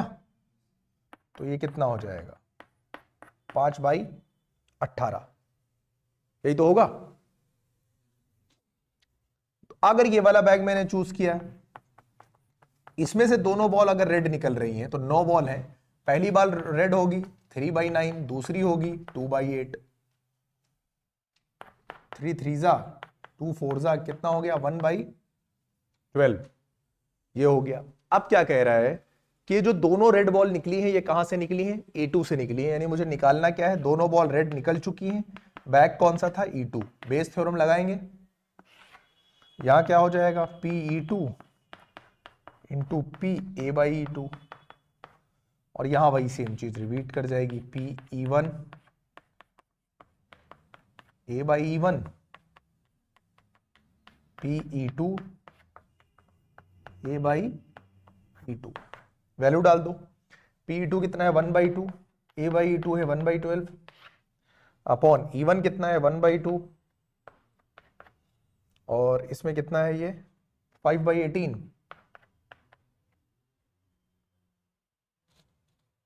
ठीक है, प्लस E2 कितना है 1/2, और ये कितना है A/E2 कितना है 1/12 है। अब इसको सॉल्व कर लो। एलसीएम देखो बराबर नहीं है, ये 1/24, ये 5/36 और ये है 1/24। एलसीएम बराबर कर लो। सबको क्या कर सकते हैं हम लोग 72 72 कर सकते हैं, तो ऊपर करोगे तो ये 24 3 जा 72 यानी 3/72 हो जाएगा। इसको करोगे तो 10/72 और 24 थे यानी 3/72, 72 72 कट जाएगा, 3/13, ये आंसर हो जाएगा। क्वेश्चन नंबर कौन सा है ये 18। जो 19 वाला क्वेश्चन है ये बिल्कुल क्वेश्चन नंबर 13 की तरह लगेगा। जिस तरह अभी क्वेश्चन नंबर 13 को सॉल्व कराया था कि 3 मशीन है E1 E2 E3, है ना, वो प्रोड्यूस करती हैं 50%, 25%, 25%, सिमिलर पैटर्न का क्वेश्चन है। अब manufacturer has 3 machine operators A B and C। एक जो है 1% डिफेक्टिव आइटम प्रोड्यूस करता है, दूसरी मशीन 5%, तीसरी 7% प्रोड्यूस करती है। कौन कितनी देर काम करता है?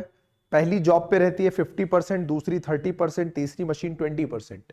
यानी पहली मशीन ने प्रोड्यूस किया होगा, इसकी प्रोबेबिलिटी क्या होगी, यानी E1 मान लो कि प्रोडक्शन पहली मशीन से हो रहा है, तो अगर E1 हमने इसको माना पहली मशीन से तो वो 50% है यानी 1/2, दूसरी मशीन से 30% यानी 3/10, तीसरी से 20% यानी 1/5। ये हो गया PE1 PE2 PE3 हो गया।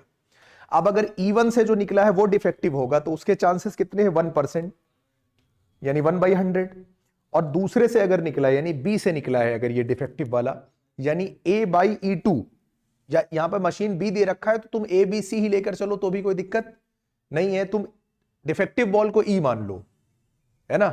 तो PA सबसे पहले की मशीन A प्रोड्यूस करेगी वो कितना हो जाएगा 1/2, PA कितना हो जाएगा 50% है ना, यानी 1/2, दूसरी मशीन B 30%, 30% का मतलब 3/10, तीसरी मशीन C से प्रोड्यूस हुआ होगा, इसकी क्या प्रोबेबिलिटी है यानी 1/5। अब अगर इसमें से वो जो डिफेक्टिव वाले को तुम वो मान लो E मान लो, इवेंट E, दैट E कौन सा इवेंट है, दैट क्या पूछा है defective, that item, that produced item is defective, produced item is defective. तो अगर इसमें से निकला होगा तो P ये हो जाएगा E/A, पहले मशीन सेलेक्ट हुई उसमें से 1% यानी 1/100। उसके बाद क्या है P दूसरी मशीन से निकला होगा यानी E/B कितना परसेंट है 5%, 5% का मतलब 1/20, और तीसरी मशीन से निकला होगा अगर कितना परसेंट है 7/100। या तो एक काम करो, ये भी 1/100, ये भी 1/100, तो 100 में ही कर लो सबको, ठीक है, क्वेश्चन को कैलकुलेशन में आसान करेगा। अब उसके बाद आगे क्या बोला है, all the items are put into one stock pile. एक निकाला वो डिफेक्टिव निकला, क्या प्रोबेबिलिटी है कि ये ए ने प्रोड्यूस किया होगा, यानी मशीन ए ने प्रोड्यूस किया होगा, डिफेक्टिव निकला यानी यही तो निकालना है, A/E निकालना है, बस बेस थ्योरम का क्वेश्चन है, सॉल्व हो जाएगा, सिमिलर पैटर्न का क्वेश्चन है ये, क्लियर है। और उसके बाद क्वेश्चन नंबर 20 देखो, bag A contains 3 red and 5 black balls, bag B contains 4 red 4 black balls. दो बॉल इसमें से ट्रांसफर करी जाती हैं ए से बी में, then a ball is drawn from bag B at random if the ball drawn from the bag. ये नहीं हुआ है ना इस तरह का क्वेश्चन, ठीक है। आते हैं क्वेश्चन नंबर 20 पर। बैग कंटेन्स 3 रेड, हाँ अब देखो एक बैग है, एक बैग ये है और एक बैग, इस बैग के पास क्या है 3 रेड और 5 ब्लैक बॉल है, 3 रेड है और 5 कितनी है ब्लैक बॉल है। ये बैग कौन सा है ए, दूसरा बैग है बी, और इस बैग बी में क्या है 4 रेड बॉल है और 4 ब्लैक बॉल है, ठीक है। 2 balls are transferred from bag A to B, यहां से 2 बॉल का ट्रांसफर किया जा रहा है, ठीक है, 2 balls are transferred। ट्रांसफर करने के बाद अब क्या कह रहे हैं, एक बॉल निकाल रहे हैं जो कि रेड है, यानी पहले हम 3 इवेंट बनाएंगे। देखो 3 इवेंट कौन से, जो ट्रांसफर करी गई है पहला, हो सकता है वो दोनों बॉल कैसी हो, रेड हो, तो इवन क्या बनेगा, event that both the balls that are transferred are red, है ना।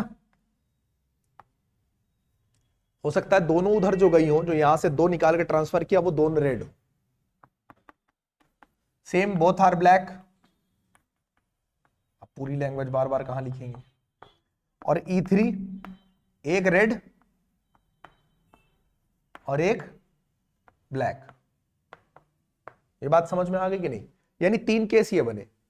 भाई इस बैग से 2 बॉल इधर ट्रांसफर करी गई, हो सकता है कि वो दोनों बॉल इधर रेड गई हूं, ऐसा भी हो सकता है कि दोनों बॉल इधर ब्लैक गई हूं, और ऐसा भी हो सकता है कि एक इधर से रेड गई हो और एक ब्लैक गई हो। बात समझ में आ गई। पहले इन तीनों की प्रोबेबिलिटी निकाल लो। तो अगर हम P देखें, इस केस में जब दोनों की दोनों बॉल कैसी है, रेड है, यहां से दोनों रेड ट्रांसफर करी गई हैं, पहली रेड गई होगी उसकी प्रोबेबिलिटी होगी 3/8, क्योंकि टोटल बॉल्स यहां 8 है जिसमें से 3 रेड थी। दूसरी बॉल भी रेड गई होगी, इसकी प्रोबेबिलिटी होगी 2/7, क्योंकि बॉल तो निकल के इधर चली गई, विदाउट रिप्लेसमेंट है, तो 7 बॉल बची जिसमें से 2 रेड थी। ठीक है, ये हो गया 2 4 यानी ये हो जाएगा 3/28 यार। Pe2। दूसरे केस में क्या था कि दोनों बॉल ब्लैक थी, तो भाई यहां से 5 में से ब्लैक, टोटल 8 बॉल जिसमें से ब्लैक है 5, यानी 5/8। और दूसरी बॉल भी ब्लैक होगी, इसकी प्रोबेबिलिटी हो जाएगी 4/7। 4 से ये काट दिया मैंने, तो कितना हो गया 5/14। बात समझ में आ गई कि नहीं। अच्छा, P3 तीसरा वाला केस क्या है कि एक रेड गई हो और एक ब्लैक गई हो। अगर एक मैंने उधर रेड ट्रांसफर करी तो हो जाएगा 3/8, अब दूसरी ब्लैक गई होगी यानी 5/7, प्लस ऐसा भी तो हो सकता है कि पहली ब्लैक गई हो यानी 5/8 और दूसरी क्या गई हो, रेड गई हो, इंटू 3/7। बात समझ में आ गई कि नहीं। सेम चीज है, तो 2 ये हो जाएगा 5 3 15/56 और 2 से इंटू कर दोगे, यानी ये आ जाएगा 15/28। ये भी अपॉन में 28 है, ये भी अपॉन में 28 है, इसको भी 28 कर लो, तो इसको तुम 10/28 लिख सकते हो, नहीं 2 से इंटू करके। ये बात समझ में आ गई कि नहीं। ठीक है, इसको थोड़ा सा ऐसे लिख देता हूं 15/28। ये इतनी बात हो गई। अब आगे ये कह रहे हैं कि इन्होंने जो बॉल निकाली है वो किस तरह की है, रेड बॉल है। तो इवेंट E को मैंने माना E1 E2 E3, या इवेंट A माना कि drawn ball is red, drawn ball is red. ठीक है, कि जो बॉल निकली वो कैसी है, रेड है। अब तुमको निकालना क्या है, इन्होंने कहा है, क्वेश्चन में क्या पूछा था कि, क्वेश्चन कहां गया भाई, क्या पूछा था क्वेश्चन में, इन्होंने कहा था प्रोबेबिलिटी कि दोनों रेड बॉल ट्रांसफर करी गई हैं ए से बी में। दोनों रेड बॉल ट्रांसफर करी गई हैं, यानी जो ए और कौन से बैग से ट्रांसफर करी गई हैं, दोनों रेड करी गई हैं, तो कौन सा इवेंट है, पहला वाला, यानी Pe1/A तुमको फाइंड करना है। ये बात समझ में आ गई, क्या फाइंड करना है। अब मुझे जब E1 और ये मिला है तो तीनों केस से देखना पड़ेगा ना कि इसमें इस वाले केस से अगर रेड बॉल निकलेगी तो प्रोबेबिलिटी क्या होगी, इस केस से रेड बॉल निकलेगी तो क्या होगी, इस केस से निकलेगी तो क्या होगी। सबसे पहले उठाओ तुम Pe1, यानी Pa/E1। अगर पहला वाला केस हुआ होगा तो रेड बॉल निकलने की प्रोबेबिलिटी क्या होगी। तो पहले वाले केस में क्या होगा, जब इधर से 2 की 2 रेड बॉल इधर ट्रांसफर हो जाएंगी, तो 4 रेड बॉल थी, 2 रेड बॉल इधर ट्रांसफर हो गई, तो अब टोटल इसके पास 6 रेड बॉल हो गई, रेड बॉल 6 और टोटल 10 हो गई होंगी, यानी 6/10। ठीक है, अगर मैंने दूसरा वाला केस लिया होगा, यानी अगर दोनों इधर ब्लैक गई होंगी, टोटल अभी भी 10 हुई होंगी, लेकिन रेड तो 4 ही रही होंगी ना, 4/10। तीसरा वाला केस जो मैंने बनाया कि एक ब्लैक होगी एक रेड होगी, तो उस केस में टोटल तो 10 रहेंगी, रेड बॉल एक ही उधर से आएगी, तो 5/10 हो जाएगा। क्लियर है ये बात। अब सारी बातें मेरे पास निकल कर आ गई, मुझे सिर्फ और सिर्फ फॉर्मूला लगाकर इसको क्या कर देना है, सॉल्व कर देना है। तो अगर P, यहां पे मैं बना देता हूं, अगर P E1/A तुम्हें करना है तो देखो नीचे तो टोटल प्रोबेबिलिटी आएगी ना, तो टोटल के लिए तुम क्या करोगे, P E1/A, A/E1, क्योंकि E1 के बाद ये सिलेक्ट किया है, फिर प्लस E2 और इसमें से A निकाला तो A/E2 plus E3 into PA/E3, और ऊपर क्या हो जाएगा, PE1 इंटू PA/E1। बात समझ में आ गई कि नहीं? वैल्यू डाल दो, सॉल्व कर लो, सारी वैल्यू तुम्हारे पास रखी हुई है पहले से। इसके बाद ये जो नेक्स्ट क्वेश्चन है ये बिल्कुल 13 और 21 की तरह है, 13 और 19 की तरह है। देखो ये नेक्स्ट वाला 21 कि फिर मैन्युफैक्चरर है, 3 मशीनें हैं, एक 30%, एक 50%, एक 20% प्रोड्यूस करती हैं। उनके आउटपुट में 3%, 4%, 1% डिफेक्टिव निकल रहा है। एक प्रोडक्ट निकाला, वो डिफेक्टिव निकला, क्या प्रोबेबिलिटी है कि वो बी मशीन से निकला होगा? ये बिल्कुल 13 वाले पैटर्न का है, चाहे 13 देख लो, चाहे 19 देख लो, चाहे 21 देख लो, सिमिलर पैटर्न का क्वेश्चन है। इनमें से कोई एक भी तुम्हें आता है तो बाकी अपने आप हो जाएगा। उसके बाद देखो नेक्स्ट है 22, अ bag contains 4 red 4 black balls, another bag 2 red 6 black, one of the 2 bags is selected at random and 2 balls are drawn at random without replacement from the bag are found to be both red, find the probability that the balls are drawn। अभी इस तरह का एक question हम लोगों ने किया है ना, जिसमें दोनों की दोनों रेड बॉल थी, उसी पैटर्न का क्वेश्चन है। क्वेश्चन नंबर 18 अभी डिस्कस किया है, बस ये 18 की कॉपी है, ठीक है। उसके बाद आ जाओ question number 23, one of the 2-headed coin, there are 3 coins, one is 2-headed coin, another is biased coin that comes up 75%, and third is also a biased coin that comes up so tail 40% of the times, one of the 3 coins is tossed। देखो 23 करोगे बिल्कुल question number 5 की तरह, एक बार check कर लेता हूं, question number 5 नहीं, क्वेश्चन नंबर 4 की तरह करोगे, ठीक है। थोड़ा सा चेंज ये है कि उसमें एक फेयर कॉइन लिया था, इसमें 40% टेल आ रहा है, तो सिर्फ वहां पे प्रोबेबिलिटी चेंज हो जाएगी ना, बस बाकी सब सही है। बाकी उसी पैटर्न का क्वेश्चन बिल्कुल सेम है, 2-headed कॉइन में से निकलना है ना। जो क्वेश्चन नंबर 4 है उसमें 3 कॉइन में से एक में एक बायस्ड कॉइन था जो 75% आ रहा था, एक में 2 दोनों तरफ हेड था, और एक फेयर कॉइन था। इसमें जो है तीसरा वाला भी फेयर कॉइन नहीं है, ये भी क्या है, बायस्ड कॉइन है। लेकिन हमें सिर्फ क्या देखना है, हेड के लिए देखना है ना। तो जो PE3 बनाएंगे तीसरे वाले कॉइन के लिए, वो 60%, अगर 40% टेल आ रहा है इसका मतलब 60% हेड आ रहा होगा, है ना। तो उसी सिमिलर पैटर्न का ये क्वेश्चन है, ये भी उसी तरह से हो जाएगा, ठीक है। अच्छा तो 23 हो जाएगा। इसके बाद आ जाओ क्वेश्चन नंबर 24 पर, an insurance company insured 2000 scooter drivers, 4000 car, NCERT का क्वेश्चन है नहीं, 2000 scooter drivers, 4000 car drivers, 6000 truck drivers. The probability of an accident for them are 0.01, 0.03, 0.15 respectively. One of the insured person meets with an accident. What is the probability that he is a scooter driver or a car driver? चलो कर लेते हैं, देख लेते हैं इसको। देखो तुम्हारे पास स्कूटर ड्राइवर कितने हैं, 2000 स्कूटर ड्राइवर है, 4000 कार ड्राइवर है, और 6000 ट्रक ड्राइवर है। या तो इसने एक्सीडेंट किया होगा, या इसने किया होगा, या इसने किया होगा। प्रोबेबिलिटी कितनी कितनी होगी सबकी, टोटल कितने हैं, 12000। तो इसको तुम स्कूटर वाले को E1 मान लो, इसको E2 और इसको E3। तो इस वाले केस में जो PE1 निकल कर आएगा 2000/12000, 1/6। PE2 4000 कार वाले हैं, टोटल 12000 में से 1/3 है ना। PE3 6/12000, 1/2, ये आ गया।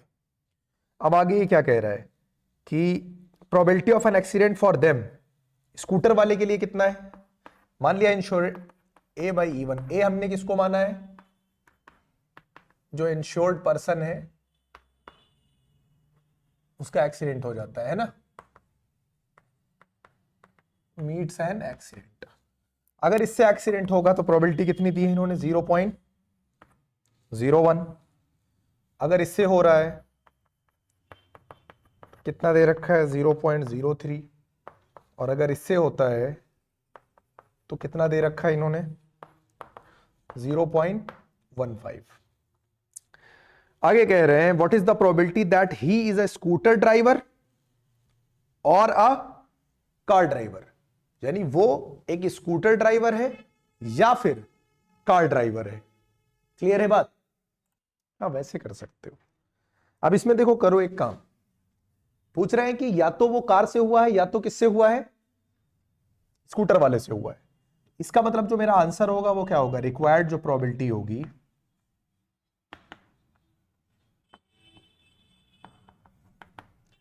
अगर वो इंश्योर्ड पर्सन जाके टकराया स्कूटर वाले से तो P E1/A होगा, प्लस P अगर वो जाके टकराया है कार वाले से तो P E2/O होगा। और इन दोनों को निकाल कर हमें क्या कर देना है, जोड़ देना है। दोनों का डिनोमिनेटर तो सेम रहेगा ना, तो डिनोमिनेटर तो एक ही बार लिखना, क्योंकि नीचे तो टोटल ही आना है।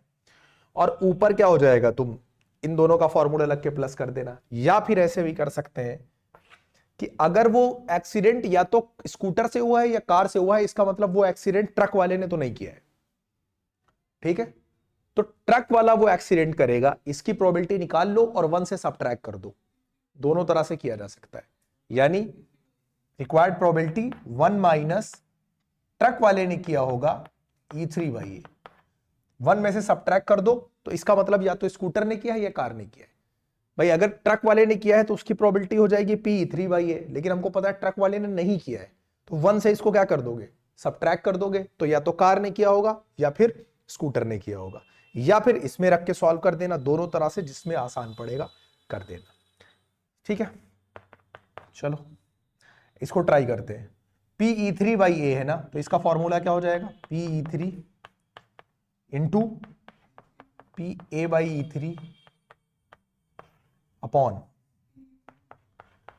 PE1 into PA/E1 PE2 PA/E2 PE3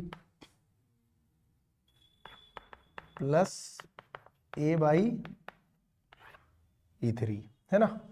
value डालो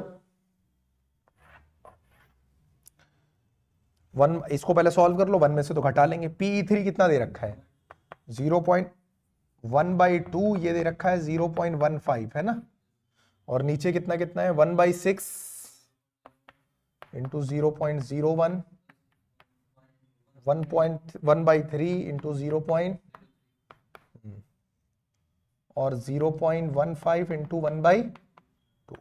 देखो सब जगह बराबर प्लेस पे तो पॉइंट है ना, पॉइंट हटा दो, सब जगह बराबर प्लेस पे, यहां पर भी, यहां पर भी, यहां पर भी, यहां पर भी पॉइंट हट जाएगा। ये चाहो तो पूरे में 100 से इंटू कर दो, ऊपर नीचे दोनों तरह से हट जाएगा। तो ऊपर सिर्फ तुम्हारे पास बचेगा 15/2 जब पॉइंट हटाओगे, नीचे यहां बचेगा 1/6, यहां सिर्फ बचेगा 1, और यहां क्या बचेगा 15/2। अब इसको तुम्हें सॉल्व करना होगा, ठीक है। तो ये हो जाएगा 15/2, नीचे जब तुम सॉल्व करोगे तो ये देखो ये हो जाएगा 6, 1, और यहां 6 1 जा कितना आ जाएगा 6, 2 3 जा, तो ये हो जाएगा 45, ये हो जाएगा 15/2, और ये हो जाएगा 6 एक साथ 52/6, 2 से काटोगे 3 बार में जाएगा, 3 इंटू 15 ये आ जाएगा 45/52, और इसको यहां 1 से सब्ट्रैक्ट करोगे तो 7/52 आ जाएगा, ये आंसर हो जाएगा। अगर ऐसे नहीं निकालना है तो फिर इधर वैसे निकाल लेना, इस तरह से, ठीक, दोनों में से कैसे भी कर सकते हो इसको। नेक्स्ट देखो, a man is known to speak the truth 3 out of 5 times. He throws a die and report that it is 1. Find the probability that it is actually 1. अब जब तुमने डाई फेंकी होगी, उस आदमी ने डाई फेंकी होगी, तो या तो एक आया होगा या तो एक नहीं आया होगा। अगर एक आया होगा, मान लिया एक आने को हमने E1 माना है, तो 1/6 होगा, और तो इसका मतलब नहीं आया होगा तो कितना हो जाएगा 5/6 हो जाएगा, है ना। अच्छा, अब वो सच बोलेगा, इस बात की प्रोबेबिलिटी कितनी है 3 out of 5 टाइम्स वो क्या बोलता है, सच बोलता है ना। तो अगर एक आया होगा, यानी एक आया होगा, ए मान लो उसके किसका, सच बोलने का है ना, एक इसको मान लो कि नहीं नहीं, पहला एक इवेंट माना कि एक आ रहा है ना, दूसरा माना कि एक नहीं आ रहा है, ठीक है, और ए माना कि वो आदमी बता रहा है कि एक आ रहा है, ठीक है। यानी ये सच में एक आया है, डाई में हमने देखा कि एक आने की प्रोबेबिलिटी क्या है, even one occurs in the die. E2 क्या है, वन डज नॉट अकर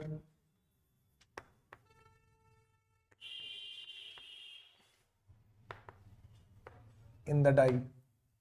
और ए क्या मान लो कि जो आदमी है ना, पर्सन रिपोर्ट्स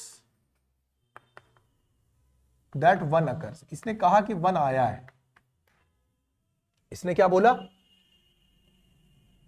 कि वन आया है। अब पहले केस में क्या हो जाएगा,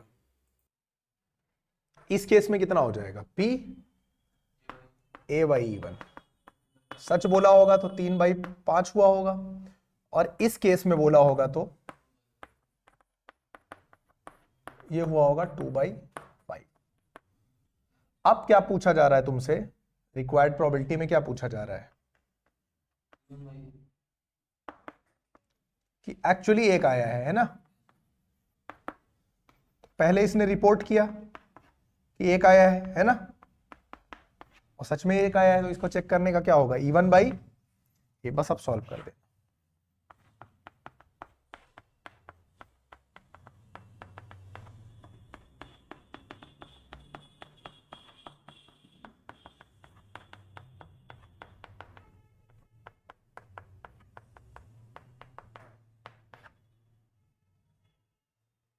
वैल्यू रख के सॉल्व कर दो।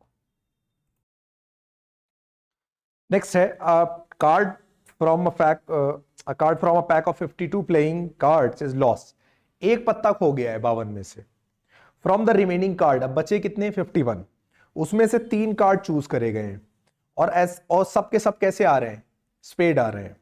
Find the probability that one of the lost card being a spade, यानी जो पत्ता खोया था वो स्पेड का था, इस बात की प्रोबेबिलिटी फाइंड करनी है ना। तो पहले 2 इवेंट बनाओ, E1 और E2। इसमें जो है, जो लॉस कार्ड है वो क्या है, स्पेड है, और इसमें जो लॉस कार्ड है वो स्पेड नहीं है, इज नॉट ए स्पेड, है ना। तो अगर वो पत्ता था किसका, स्पेड का पत्ता खोया था, तो स्पेड के होते हैं 13, 52 में से अगर उसके पत्ते की खोने की प्रोबेबिलिटी कितनी हो जाएगी, 1/4। तो नहीं खोने की प्रोबेबिलिटी कितनी हो जाएगी, 3/4, या सीधे 39/52 करोगे तो भी 3/4 आएगा। 1/4 खोने की प्रोबेबिलिटी है, तो 3/4 नहीं खोने की प्रोबेबिलिटी।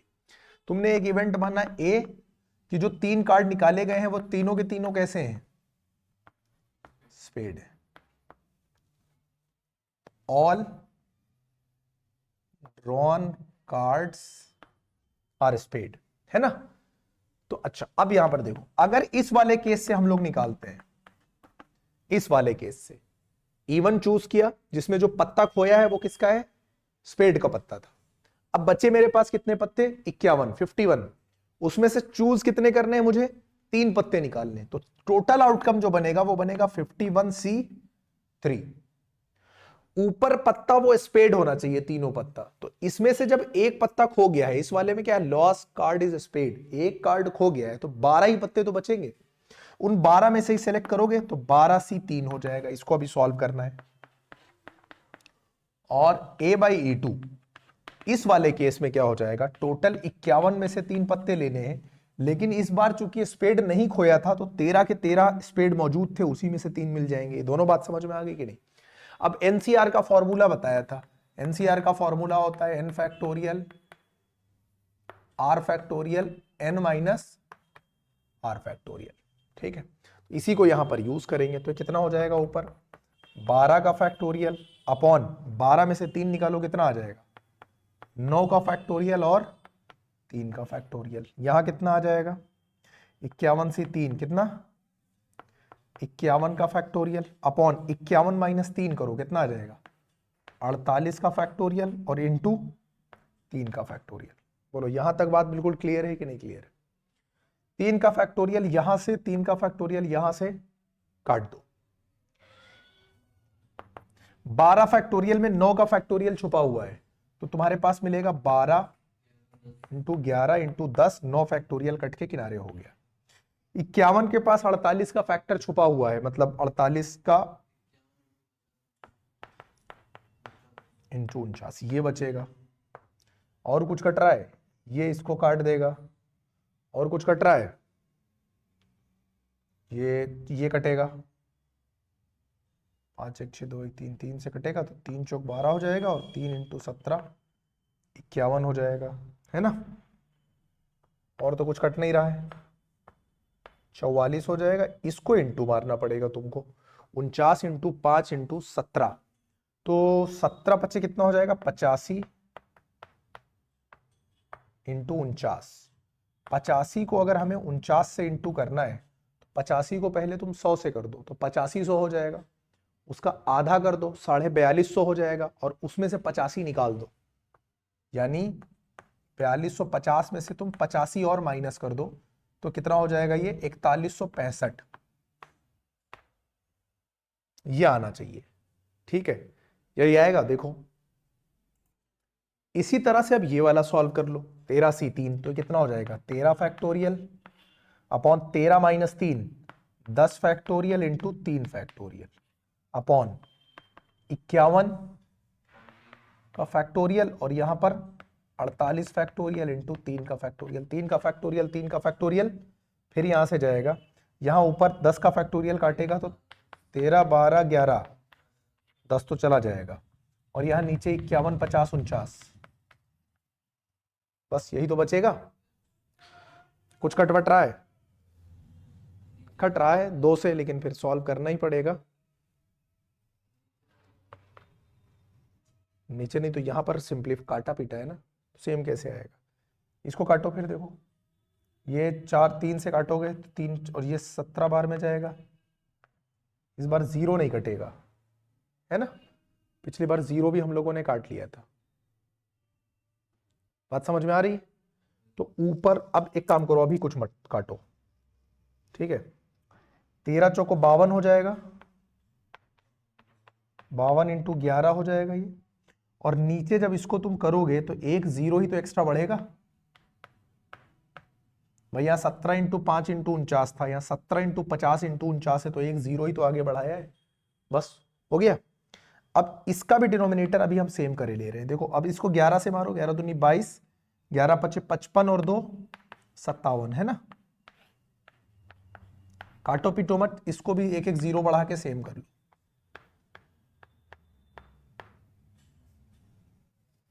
क्लियर है? अब मुझे निकालना क्या था, इन्होंने क्या पूछा था, मेरे पास क्या आ गया, मेरे पास P1 आ गया, मेरे पास P2 आ गया, A/E1 आ गया, A/E2 आ गया। क्वेश्चन में इन्होंने पूछा क्या था कि लॉस्ट हुआ है वो क्या है, स्पेड है। तो मुझसे इन्होंने क्या पूछा था, E1/A पूछा था, P ये इन्होंने पूछा था। अब तो सॉल्व हो जाएगा ना, यहां से फॉर्मूला रख के, वैल्यू सारी पता ही है, वैल्यू सारी डाल के सॉल्व कर दो। देखो नेक्स्ट है, assume that chance of patient having a heart attack is 40%। किसी आदमी को हार्ट अटैक आने के कितने चांसेस हैं, 40% है। Assuming that a meditation and yoga course reduces the risk of heart attack by 30%, prescription of a certain drug reduces it chance by 25%। यानी meditation और योगा से कितने चांसेस कम हो जा रहे हैं, 30% कम हो जा रहे हैं, है ना, हार्ट अटैक के चांसेस। और सर्टेन ड्रग के यूजेस से वो 25% कम हो रहा है। पेशेंट इसमें से कोई भी चूज कर सकता है, या तो मेडिटेशन या फिर ड्रग, और दोनों के चांसेस यानी इक्वल प्रोबेबिलिटीज दे रखी है इन्होंने, है ना, विद इक्वल प्रोबेबिलिटीज। तो तुम मान लो E1 में वो क्या करता है, मेडिटेशन और योगा को चूज करता है ना, और E2 यानी दूसरे केस में वो क्या करता है, ड्रग यूज करता है, ठीक है, दवाइयां इस्तेमाल कर रहा है। इक्वल प्रोबेबिलिटीज का मतलब कि P1 भी कितना हो जाएगा 1/2 और P2 भी कितना है 1/2। ये बात समझ में आ गई। अच्छा, अब उसके बाद कह रहा है it is given that after going through one of the two option, इन दोनों में से कोई एक चूज करता है, प्रोबेबिलिटी फाइंड करो कि patient followed a course of meditation and yoga, ये वाला यूज करता है। The patient selected at random suffers a heart attack, उसको हार्ट अटैक होता है। चलो अब देखो, उसको अगर हार्ट अटैक हो रहा है तो इसको इवेंट को मान लो सफर्स अ हार्ट अटैक, है ना, कि उसको हार्ट अटैक हो जाता है। तो तुमसे कह रहा है कि जिसको हार्ट अटैक हो रहा है वो मेडिटेशन और योगा वाला होगा, यानी ये एक बात कंफर्म हो गई कि मुझे E1/A निकालना है। यही बात तो निकालनी है कि वो इस वाले ग्रुप से था, है ना। अच्छा, अब मान लो इसमें का कोई पेशेंट है और उसको हार्ट अटैक हुआ है, तो उस हार्ट अटैक के अभी तक चांसेस कितने थे 40%। बोलो, इसने क्या किया, जब उसने मेडिटेशन और योगा वाला मतलब कोर्स ले लिया तो उसके चांसेस 30% रिड्यूस हो गए, यानी जो 100% था उसमें से 30% कम हो गया, यानी इनटू कितना हो जाएगा 70%। क्या ये बात समझ में आ गई कि नहीं। पहले कितना था 40% चांस था, जब उसने किया तो 100% में से 30% चांसेस कम हो गए, तो 30% हमने क्या कर दिया, कम कर दिया। तो 40% का मतलब कितना 40/100, 70/100, 28/100, यही तो होगा। बोलो, दूसरा वाला केस ले लो कि जब उसने दवाओं का इस्तेमाल किया होगा, दवाओं का इस्तेमाल किया तो पहले 40% चांस था, 25% कह रहा है कि रिड्यूस कर दिया दवाओं ने, तो 100% के बजाय अब कितना हो गया 75%। 40/100, 75/100, है ना। तो कितना हो जाएगा ये 20 पंचे 100, 20 दूनी 40 हो जाएगा, 5 से काटो, ये हो जाएगा 30/100। अब मुझे निकालना क्या था P1/A, बस आ जाएगा कि नहीं आ जाएगा। क्या क्या चाहिए, जो भी चाहिए सारी चीजें मेरे पास मौजूद है। P1 है, A/E1 है, P2 है, PA/E2 है, फॉर्मूला लगा के पुट कर देना, सॉल्व हो जाएगा। 28 देखो अभी हम लोगों ने किया ही है, वही है scooter driver, car driver, truck driver वाला सेम क्वेश्चन रिपीट हुआ है ना, 2012 का क्वेश्चन था और ये रिपीट हुआ था 2016 में, फिर रिपीट हुआ था 16 में नहीं। स्कूटर वाला क्वेश्चन कौन सा देखा था अभी हम लोगों ने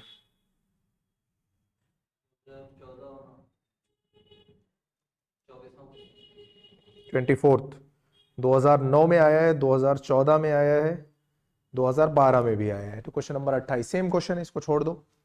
अब उसके बाद आ जाओ 29। अच्छा 30 उससे पहले देखो 30 भी हम लोगों ने डिस्कस कर लिया है। 30 तुम्हारा जो पैटर्न है ये उसकी तरह है, क्वेश्चन नंबर 5 की तरह।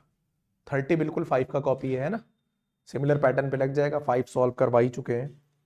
और 29 देख लो, क्वेश्चन नंबर 29 क्या कह रहा है, among the students in a college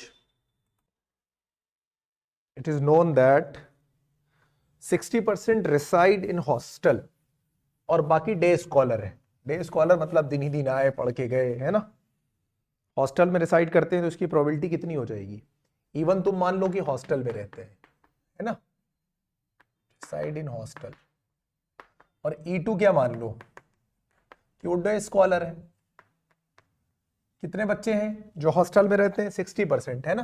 तो इसकी प्रोबेबिलिटी क्या हो जाएगी P1 60% का मतलब 60/100 मतलब 3/5।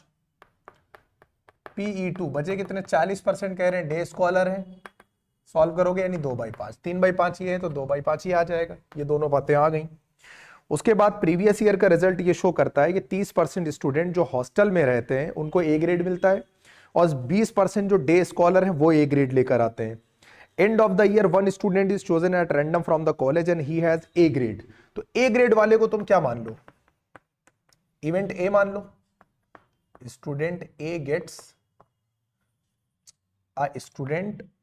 A ग्रेड, है ना। अच्छा, तो हॉस्टल वाला अगर इधर से ए ग्रेड लेता है, यानी यहां से कोई स्टूडेंट चूज करते हो, उसके ए ग्रेड आने की चांसेस कितने हैं? 30% है ना, इसका मतलब 3/10। और अगर इधर से चूज करते हो, यानी कोई डे स्कॉलर अगर लेकर आता है, उसके कितने? 20%, 2/10। ठीक है, 2/10 इसे लिखा रहने दिया कि 3/10 है, 2/10 है। इसको भी चाहना 6/10, उसको 4/10 लिख देना, ताकि डिनोमिनेटर सारा सेम हो जाए। अब क्या कह रहे हैं, वन जिसको ए ग्रेड मिलता है, क्या प्रोबेबिलिटी है कि वो हॉस्टलर होगा, है ना? यानी जिसको ए ग्रेड मिलता है, रिक्वायर्ड प्रोबेबिलिटी क्या हो जाएगी? रिक्वायर्ड प्रोबेबिलिटी, इस बार पहले से क्या कंफर्म है? ए ग्रेड लेकर आया है, लेकिन कहां से? हॉस्टल से। E1/A निकालना है, फॉर्मूला लगाकर सॉल्व कर देना है। बोलो यहां तक कोई दिक्कत तो है नहीं? अब इतनी बार फॉर्मूला लगा लिए हो कि अब समझ में आए क्या हो। ठीक है, प्रीवियस ईयर के सारे क्वेश्चन ऑलमोस्ट डिस्कस कर लिए हम लोगों ने। अब दो चीज, एनसीईआरटी प्लस प्रीवियस ईयर, ये दो चीज करोगे, बेस थ्योरम का एक ना एक क्वेश्चन 4 या 5 नंबर में फंस जाएगा, निपटा लोगे।